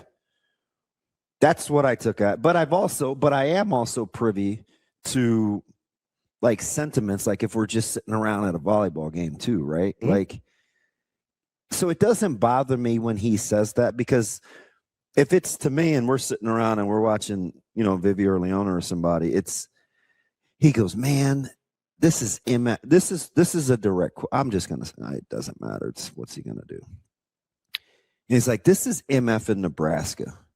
Like, Nebraska does this, and people were copying your strength and conditioning programs. And I'm talking to these coaches that used to pattern what they do after Nebraska. And I'm a scrubby walk on, just trying to tackle a guy by the ankles at Penn State. And that was my dream. And I'm looking at Nebraska like, that's why he has such reverence for like T4. You could just tell guys that understood what Nebraska was and what it can be. That he messes with, right? That don't always say like affirming, hey, they're going to win 10 games, but he knows that they believe as much as he does. So the thing for me is why am I so animate about wanting to see the success? it's, and I'm very clear on this. I've said this for 3 years. It's not because I like him. That's a byproduct. The reason that I liked him is because he loved this place before it was really lovable. And he was all in. So there's two things that get me to bristle up, right? The Penn State innuendos, because I know exactly how that thing shook out. Yeah. And I didn't need a middle person, right? Like, so why was it? And that's not what was happening. I don't know who told you guys that, but that's not what was happening. And it can't be a better source than the one I have, because I just saw that guy at the game. Can't be. Yeah. And he's not lying to me in front of that guy. Yeah. So we got to stop saying that. Yeah. So those are the things that I'm talking about when I say, but like, that's where the passion comes from in defending the program, because we're watching film together, and it's two highly thought of recruits. I walked in, he's on the clicker, his back's to me. And he'd said, come in, so whatever. And he's like, sit down, I'm just going through this film. These guys will be here, and whatever, they were going to be here. And so I would say, oh, this and footwork and, this and that. And he goes, at the end of the day, he goes, we just got to remember two things. Do you love football, and how tough are you? That's what I keep reminding myself, because you can see it all on like the dry race boards and stuff. So when he's talking about toughness yesterday, like, I have a frame of reference of what he means. And I have to go back and listen to exactly what he said, but I have a frame of reference of what I think he's talking about. That's why I wanted clarity on what the pushback was also from JP and that whole timeline, because I don't know if that's what he was saying or not. I don't either. But to be clear, also, he was responding. And I'm not defending a form. Like, listen, there's no winning and losing in terms of picking a side. No, right? But if you tell me, hey, Jason is for the program, then that changes how I view his statement. Yeah, but it doesn't. So that doesn't mean he's right, but it changes how and it doesn't mean he's got to be for the program. And I'm just using him as an example, the same way that I am. Sure. Like, I'm not an eternal optimist, but I do like the facts. I do like. Because I ultimately want the solution. Like, even if I got to walk out of a therapy session because I'm pissed, like, I still want a solution. Yeah. You know what I mean? Like, so I think that's ultimately kind of what it boils down to. Are we in the solutions business? Like, he conceded. He said he didn't go into detail when he talked about the fit with the coaches, but he goes, hey, man, like, thinking about that defensive coordinator job, maybe I did err too much in wanting to keep continuity. Well, and he said he thought he rushed it. I think that was part of it. He felt like he needed somebody. I think he said he would have been more patient. Yeah, because of the continuity. So, I mean, it's just like, for me, like, he's owning that. But I also, but I have to be careful about judging other people, because I am, and I think I told you, I'm like, this is eating him alive. Like, the fronts versus the way that they practice versus. Oh, you mean the decision on the D coordinator? Yeah. Yeah, we had that conversation, because there was a couple of days. There was a guy that I wanted. Yeah.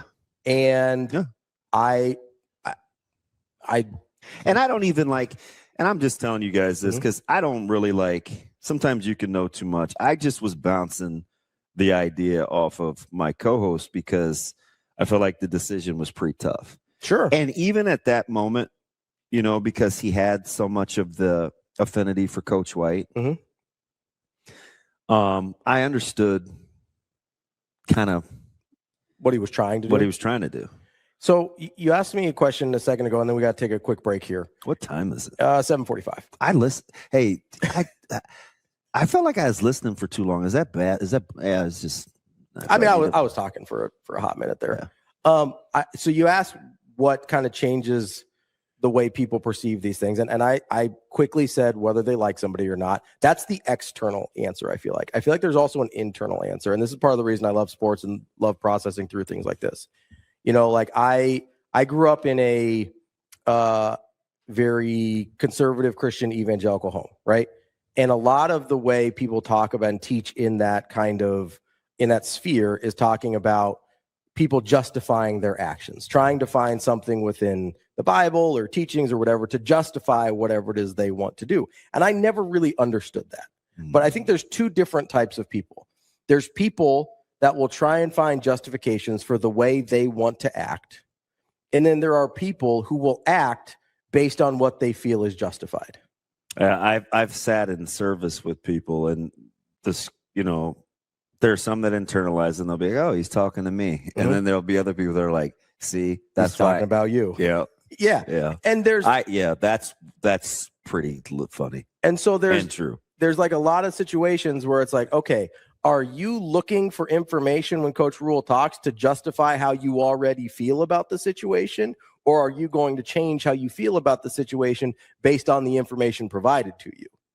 I had this conversation with a buddy I went to Christian college with, and I was like, listen, man, my worldview shapes how I act. How I act doesn't shape my worldview, right? I'm not going to construct an entire worldview about what I believe based on how I want to act. That's crazy to me. What makes sense to me is, hey, if this is what I believe about the world, what does that tell you about how I should act? Right? Those are two very different things. And if you can figure out which one of those things someone believes, you will understand to a much greater degree how they're going to process information. And I think a lot of people told on themselves yesterday.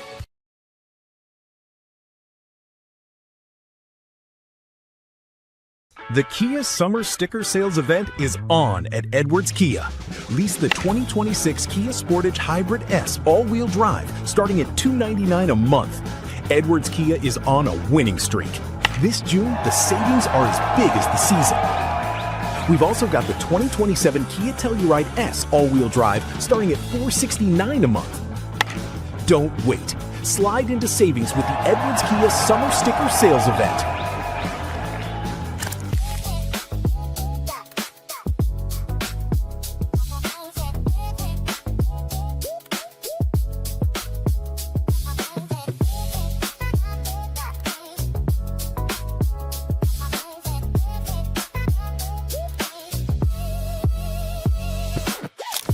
Slide into savings at Edwards Hyundai. Finance the 2026 Hyundai Santa Fe at 0% for 72 months. This June, the savings are as big as the season. We've also got the 2026 Hyundai Kona SE all-wheel drive. Sign and drive starting at $287 a month with zero down. Don't miss this pitch. Slide into savings at Edwards Hyundai.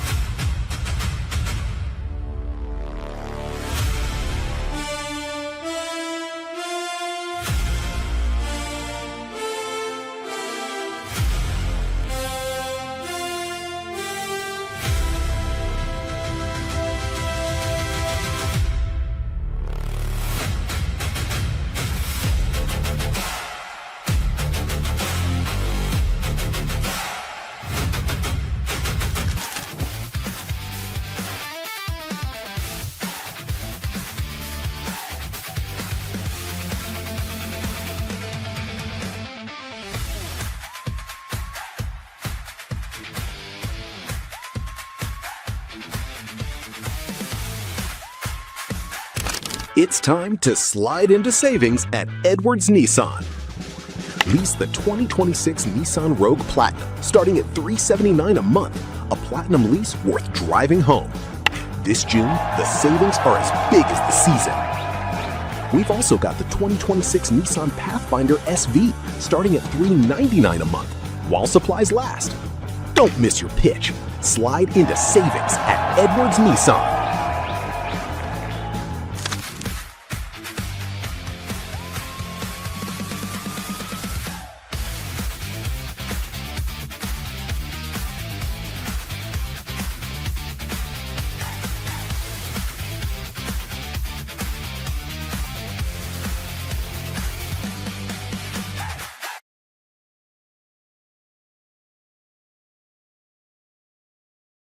The fine folks at Next Gen, they are so good. And I get it. You see male in the name. It doesn't have to just be for men. It can be for your significant others, your daughters, whatever works for you. They are equal opportunity. Great, easy location. The phone number 402-614-9700.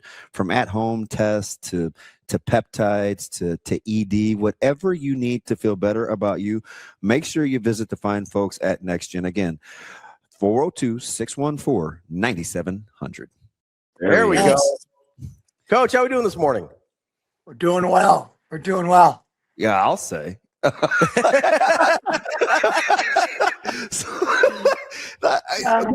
me start with so that's the easy, fruitful stuff. How impressed? Because I'll just be honest, I felt like he left a little meat on the bone in college because she's uber talented. You had to be super proud of Caleb Smith and kind of what he's been able to do on the world stage, right? Yeah. We had some guys wrestling in the Pan Am games last weekend, and it was really good. Caleb took second place. He's kind of up a weight class right now for Team Puerto Rico. We have some diversity. Mikey Lavarola, who's now coaching, was a 4-time All-American for us, is wrestling also for Team Puerto Rico. And he's coaching at Rutgers, so he wrestled last weekend. And then obviously Liam Cronin and Rich Lovett did a great job last weekend. So we had a squad over there. Yeah, my unusual unhealthy affinity for Rich Lovett. Well, I was in a really bad mood one day. Imagine that, Coach. And it was during spring, and you had all your guys doing signings, and she took it upon herself. You guys were right outside her old studio. She went and got Ridge, and she's like, "Yeah, he's kind of being a crab apple, a little." Well, I think she called me a crybaby. She's like, "Since you're his favorite, you got to give him a morning hug." And Ridge was like all in, and I was like, "Oh, my day feels better." Yeah. Like, I guess crazy news. You were bringing back a fair amount. You had some depth to fill. I won't call them holes and be disrespectful, but you were able to be aggressive in the portal early. Mm-hmm. Like, what was the method to the madness? We just felt we wanted you have a team with guys like Christopher Mento, Antrell Taylor, Cam McDaniel, Jacob Van D, who are multiple All-Americans, and giving ourselves a chance to really, run down Oklahoma State, Penn State, Iowa, obviously, Ohio State. They're, all the big guns. So we're a couple of these guys sought out us more than we sought out them, which is very, really refreshing, right? We weren't chasing after Vincent Robinson. I think took one visit, and that was to us. Mm-hmm. Yeah. And he's going to fit in very well. He knows a lot of our guys on our team already. I've known his dad for 30 plus years. And this business, relationships still matter. And Vincent was, the first one on board, and then it took us 30 some more days to get two other guys. So obviously Anthony Echemendia and Lucas Cochran. It took us a long time. Guys taking visits. Our portal, runs 30 days, but then they still have time to go on however many visits they want. So it takes a long time, man. It's excruciating. I'm not gonna lie. It was a grind. So your growth, I kind of feel this way about Coach Ravel too. We talked to her last week, and she started the same time I did in Lincoln. And I remember she kind of had this. I told her, I said, I was kind of a little intimidated, very, very businessy and super competitive. Much like when we listen to you talk, we hear this humility, very gracious. And we watch you coach. And I mean, sometimes I think those bricks could get thrown out of the god dang the gymnasium with the vigor you can throw those with. How did you've like grown into this guy? I think that you don't mind the portal, you know how to navigate it, but you haven't really compromised. You got to walk me through like your personality versus having to evolve. Yeah, I think it's a credit to our guys. Our guys do a great job of identifying the guys that need to be in our program, that want to be on our program, that are going to be great fits. A lot of people talk about fit, and I think our guys know which guys will work, and they do a really good job when kids come in for visits and parents come. They do a good job of saying, "Listen, this guy's our guy, man." And that's what happened with Vincent Robinson. We already kind of knew. I mean, Ridge and Antrell have done camps with him the last couple of years, and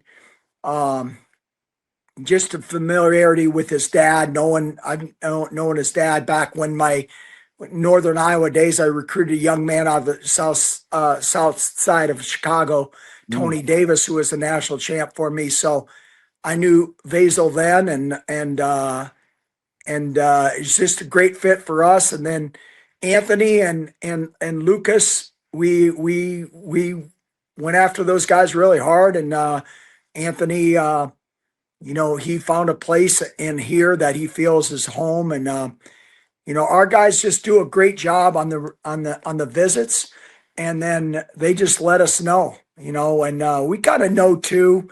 It's just the traits they have, the culture we've developed at Nebraska. People know how they're going to get coached and how they're going to get developed.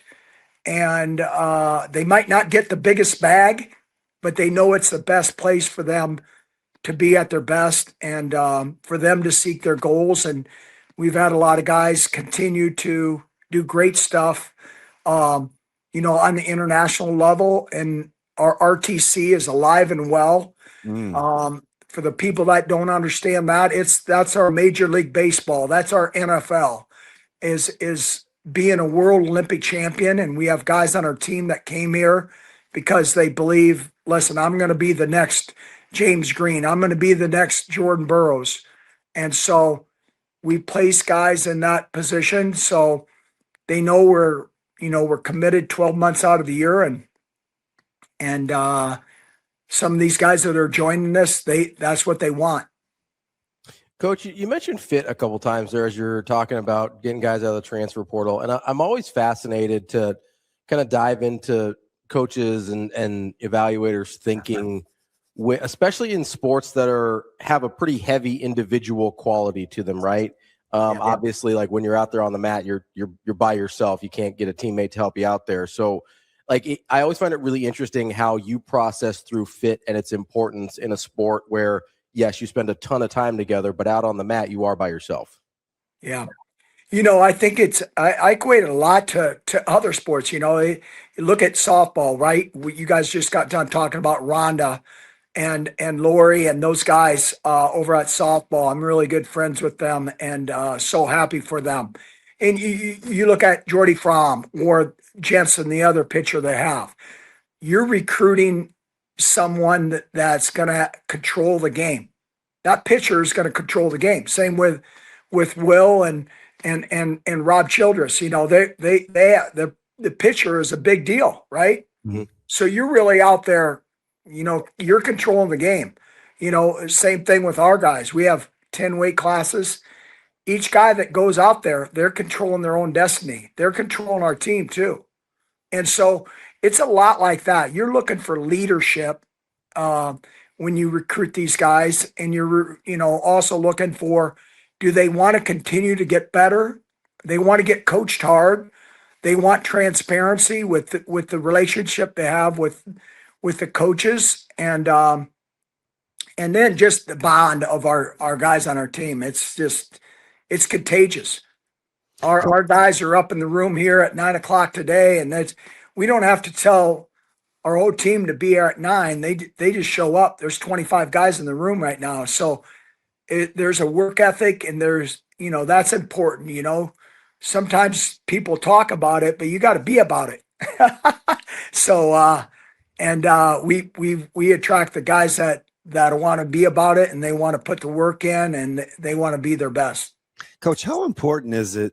Because you want to get a little bit of a head start, and I get it. A lot of the peer recruiting has been pretty impressive. That means you actually have quality guys that other people want to be around too.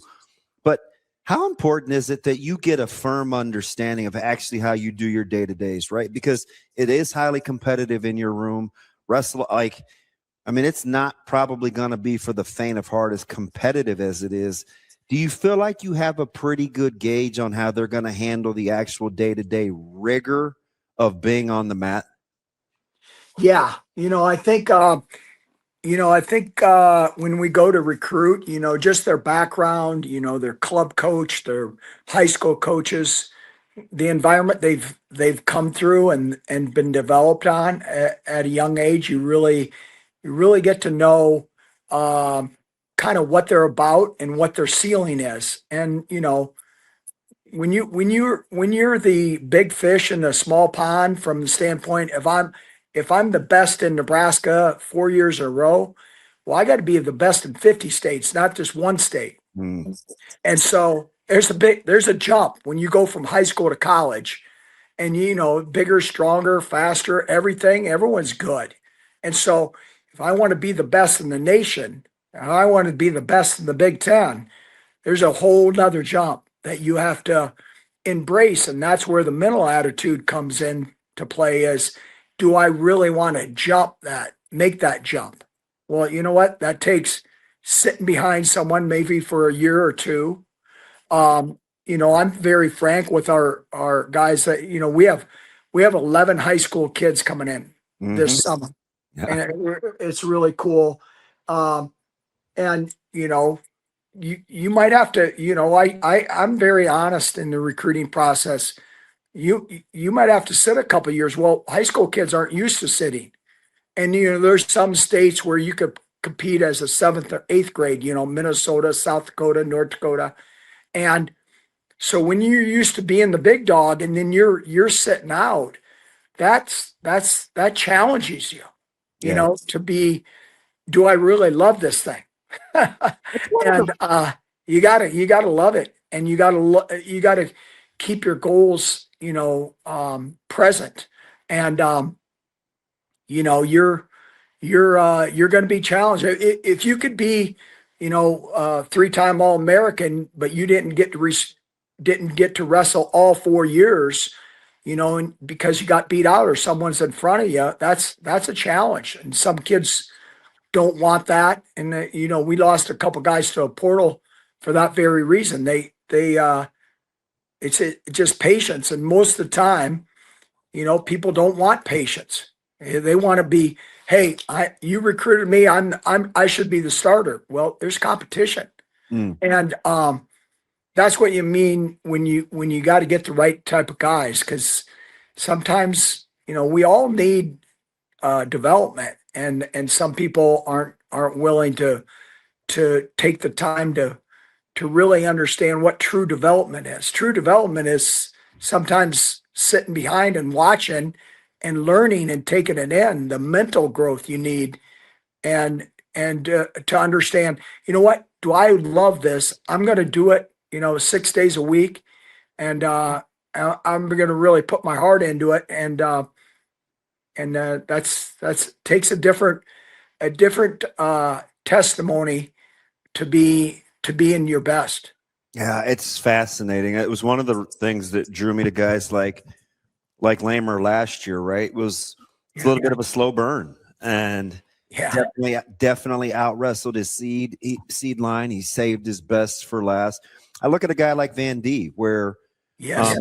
it's you see what's in there, and I was like, oh, sometimes he's not quite healthy, or just trying to get over the hump, or just battling. He's going to be firmly positioned at like 133, where you can just see guys that may be positioned to get the next step. I talked to you off season last year about Minto, and maybe last year being the step. Like, do you see that with your guys in terms of how they're carrying themselves on the day to day?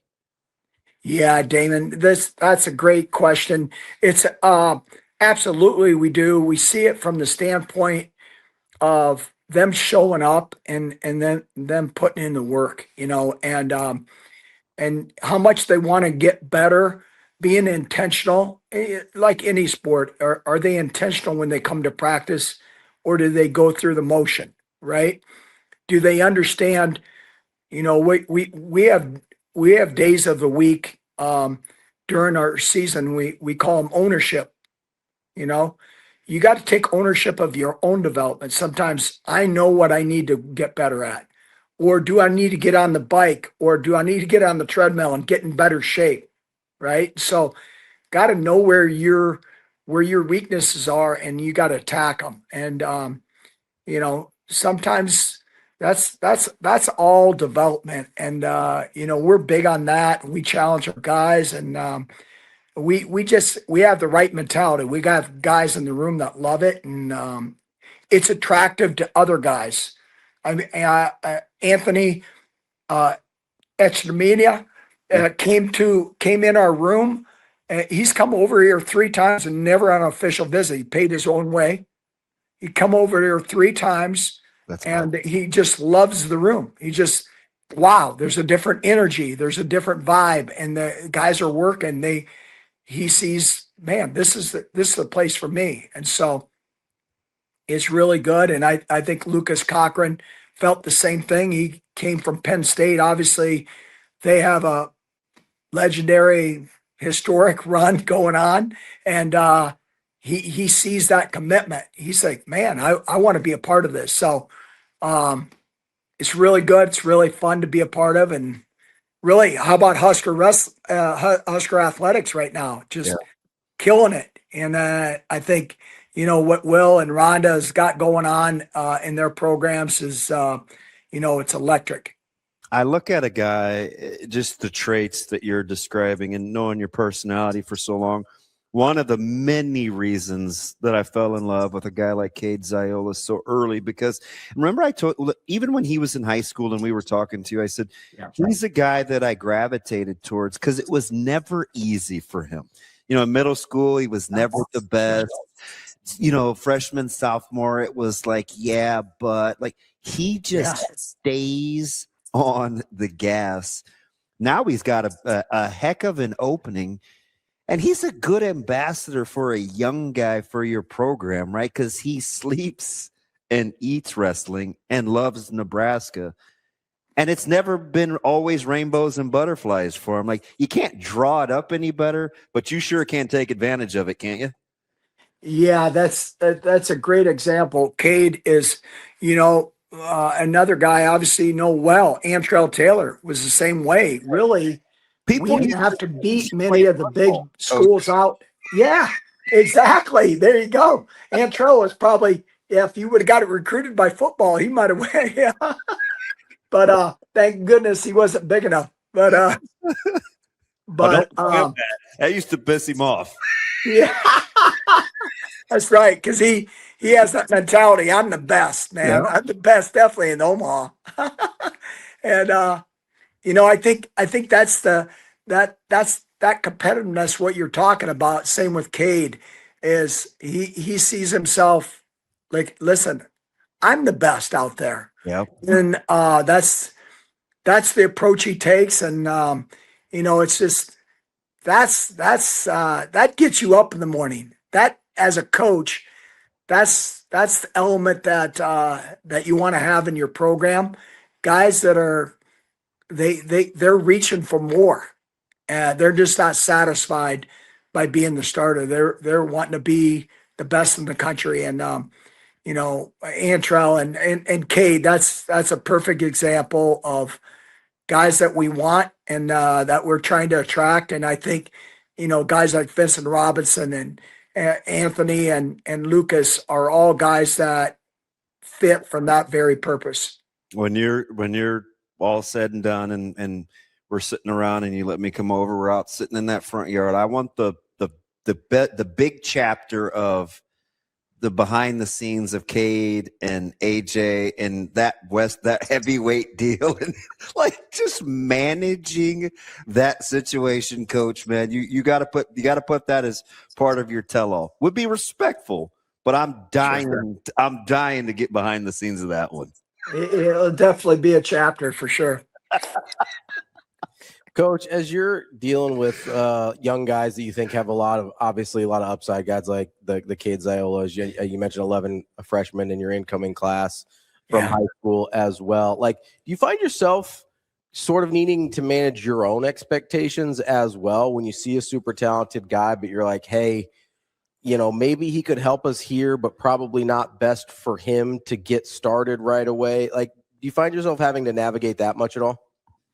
Yeah, that's really good. I think that's kind of the joy in us as coaches. Definitely for me, I love that aspect of when we know we have a guy that's not going to probably be the guy wrestling at the end of the year at the Big Tens and Nationals. That year of development, spending time with them, getting to know what they're all about, challenging them in their mindset. A lot of kids they're just the best because they're most talented, or they've gone to a lot of tournaments. They know a lot of moves. Just like in football, you're the biggest, you're the strongest, you're the baddest. Well, and this thing is the same deal. You got to be intentional with your work ethic, and you have to have elite skill. You have to develop those into elite skills. And, and then just the mindset. I love that. Just sitting with guys and figuring out what they think, how they perceive something, how they perceive college, how they perceive their opponents, and, it's a really interesting take. That's why I love doing this. I love getting in the room with those young guys and just chatting it up, seeing what they are all about, challenging them in practice and in what they're doing skill wise, and then letting them roll and trying to figure it out. I think I'm glad you said that. Last one for me. I'll try to tie it 2 in 1. Last time we had you, we were talking about like the international flair, and is there an opening, and you've spent so much time overseas where establishing connections, is there a way to capitalize? And there's so much talent. You referenced the athleticism, but pitting it against rigor. How important, because I think we're missing the fact it's so explosive now. There are so many things you see on the mat that you wouldn't have seen 4 or 5 years ago. Are we missing the point where you guys as coaches have to evolve to stylistically to not harnessing athleticism, but pitting it along or putting it with fundamentals? Or is it just kind of I don't know, this is kind of a whole new world. We're along for the ride. What you see on the mats with the scoring and the athleticism is incredible now. Yeah, I think that's why fan bases are growing for wrestling. You look at the NCAA tournament. We had a lot of freshmen win national titles. Yeah, never before. I mean, Jax Forrest from Oklahoma State was basically in his senior year. Yeah, basically this is unheard of. It doesn't appear to be slowing down, by the way. No, he's really good, and we tried to recruit him hard.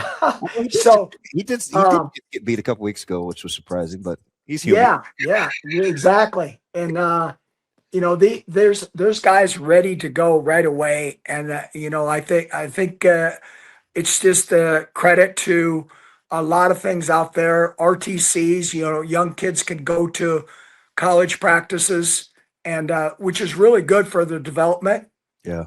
side. And for all our age group, we have obviously U17 World Championships, U20, and so I think all that really helps guys get ready for the big stage, and they're used to wrestling on the big stage. And so when they get to college, it's not a big deal. They're prepared in their mind, and I think that goes a long way, and in their development. Coach, how cool has it been? I fibbed. There's got one more. Okay. I hear, Troy Dannon has used the word nimble. You've used the word nimble. Coach Rhule's used the word nimble. Coach Ravel used the word nimble with the rules, the athletic department being appreciative of kind of the malleability of Troy Dannon's leadership. Are you ready to look back and say with financial commitments where you're like, you know what, I can appreciate a vision. Like we're doing the best we can to support one of the best sports we have on campus, because as you know, it is difficult to keep finding resources. Yeah, we're absolutely, Damon, this, we want to always retain our best guys on our team. I mean, and I'm sure of, Antrell Taylor and Christopher Mento and even Cam McDaniel probably were all approached or DM'd up about, a bit more money. And actually, two of these guys we got that are coming in, they took less offer because they know here's the place where they can be developed, the energy, the atmosphere we've created, and it's really credit to our guys. And so I think the days of just recruiting, getting guys is it's easy. It's a really hard thing to do. But now you got to retain them. You got to have donors. You got to have people that are willing to support the mission. And I got a call from someone that's a very high person in Lincoln here that is very well respected, that contributed $50,000 yesterday, and I can't thank them enough, just out of the blue. And that's the day in life of Mark Manning right now. You gotta fundraise too. And I've had a lot of talks with Rhonda and Will, and yeah, it's just a different role we've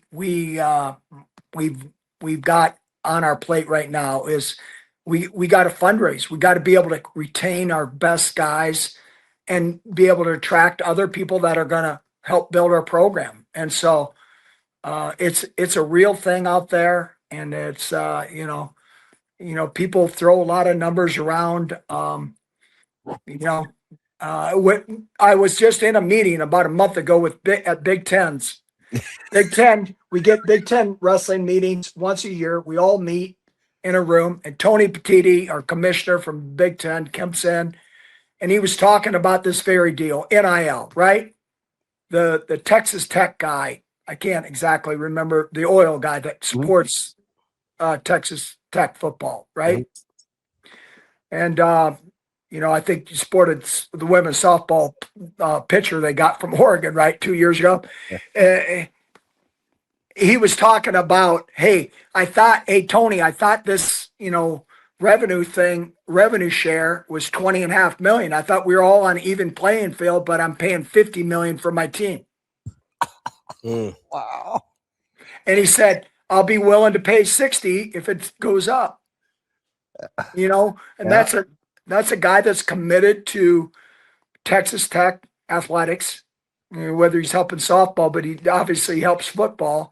And look at what he's doing. Look at what he's doing, the impact he's having on that program.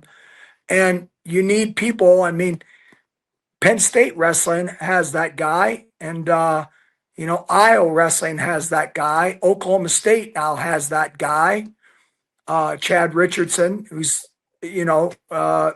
really gracious with his money and his funding, and he believes in the sport, and he's just putting his money where his mouth is, right? And it's a real thing in college athletics, and it takes people that are committed and people that are gracious with their, they've had the gift of being able to have financial help that not many of us do, and they say, "Hey, I want to support this mission.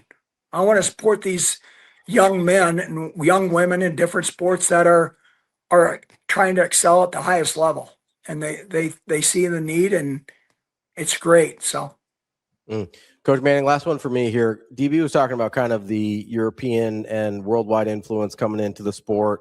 I'm a big tennis fan, and one of the big kind of issues in college tennis right now is you've got a bunch of people coming in from overseas, and they're 23, 24, 25 years old and taking a ton of spots that would normally go to typical age college kids, and not even just necessarily U.S. college kids, but guys and gals coming right out of high school. Is that something you even have the luxury to worry about in terms of what's good for the sport at the collegiate level? Or is it just like, hey, I got to compete with the Penn States and the Iowas and the Oklahoma States who all have their guys. I don't really get the luxury of thinking about what's good for college wrestling as a whole. No, it's That's fast. I think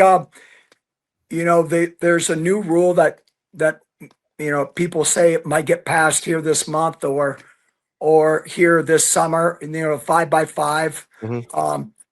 And there's an age limit on that. You can't be past, I believe it's 24 years old. Mm-hmm. So you couldn't bring in someone, or if you brought someone in that was 22 or 23, they only have 1 year of eligibility maybe. So, I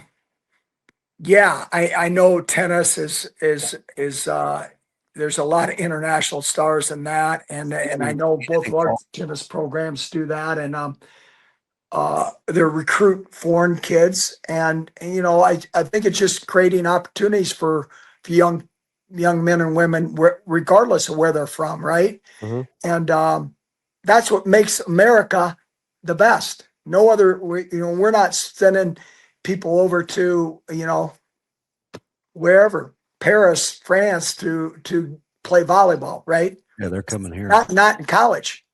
Mm-hmm. That college education means something, and we need to keep it vibrant in America. We're screwing it up, to say the least. We need, whether it's Congress, because I don't think the NCAA is doing as much. They're worried about lawsuits all the time. We need college athletics to be. We need to keep the values where they are. I mean, we're screwing it up. We can't mess this thing up. I mean, the impact of young people is what our future of America. I mean, it sounds crazy when people are like, "Oh man, he's saying this." Listen, you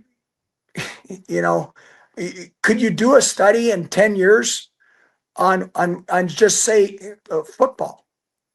Well, Nebraska, probably Ohio State, USC are all probably recruiting 10 or less high school kids a year. Hang on. Not that long ago, they're recruiting 30 high school kids a year. So where's that 20 or 25 guys times 18 times the SEC times the Big 12 times the ACC? Yep. Where are all those high school kids going?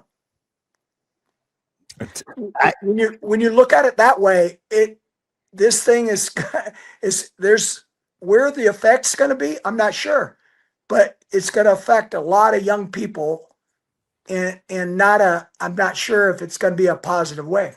I hope we're wrong, Coach, but this is anecdotally, we looked at the draft the last 4 years in the NFL of FCS guys versus FBS and how the numbers have dwindled over the last 4 years.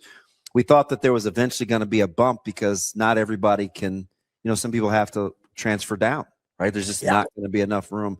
So I'm hoping in 10 or 11 years, the study shows that those people, they found homes and, group of fives and D2, like that's the place where folks are flourishing. That's what I hope. Yeah. That might be a little myopic, but they have to go somewhere at some point, right? Yes. I mean, what the numbers don't lie, right?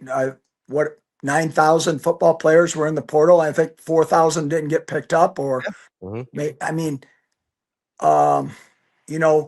that's what the NCAA needs to look at, or some committee, or, I mean, it's in a lot of sports.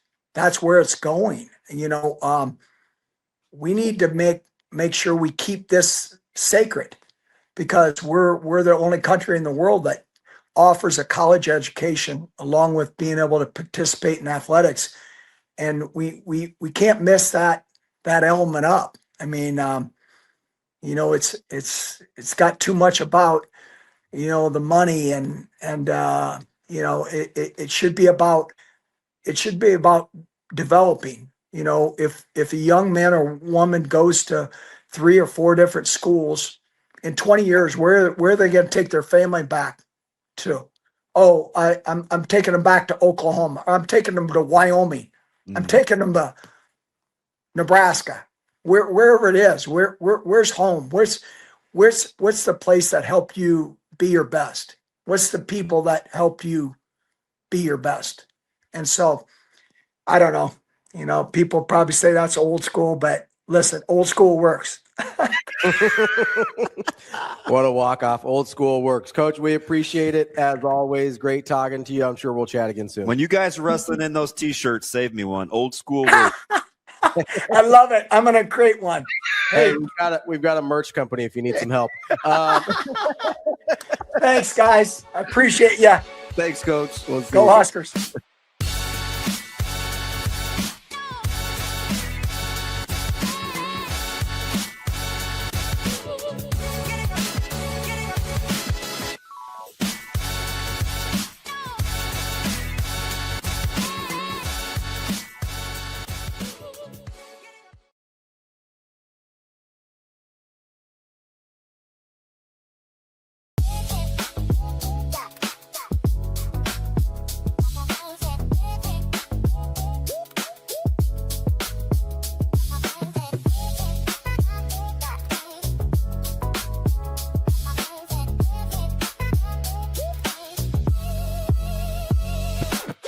Make this the summer event at Edwards Jeep and Ram, Council Bluffs and Village Point.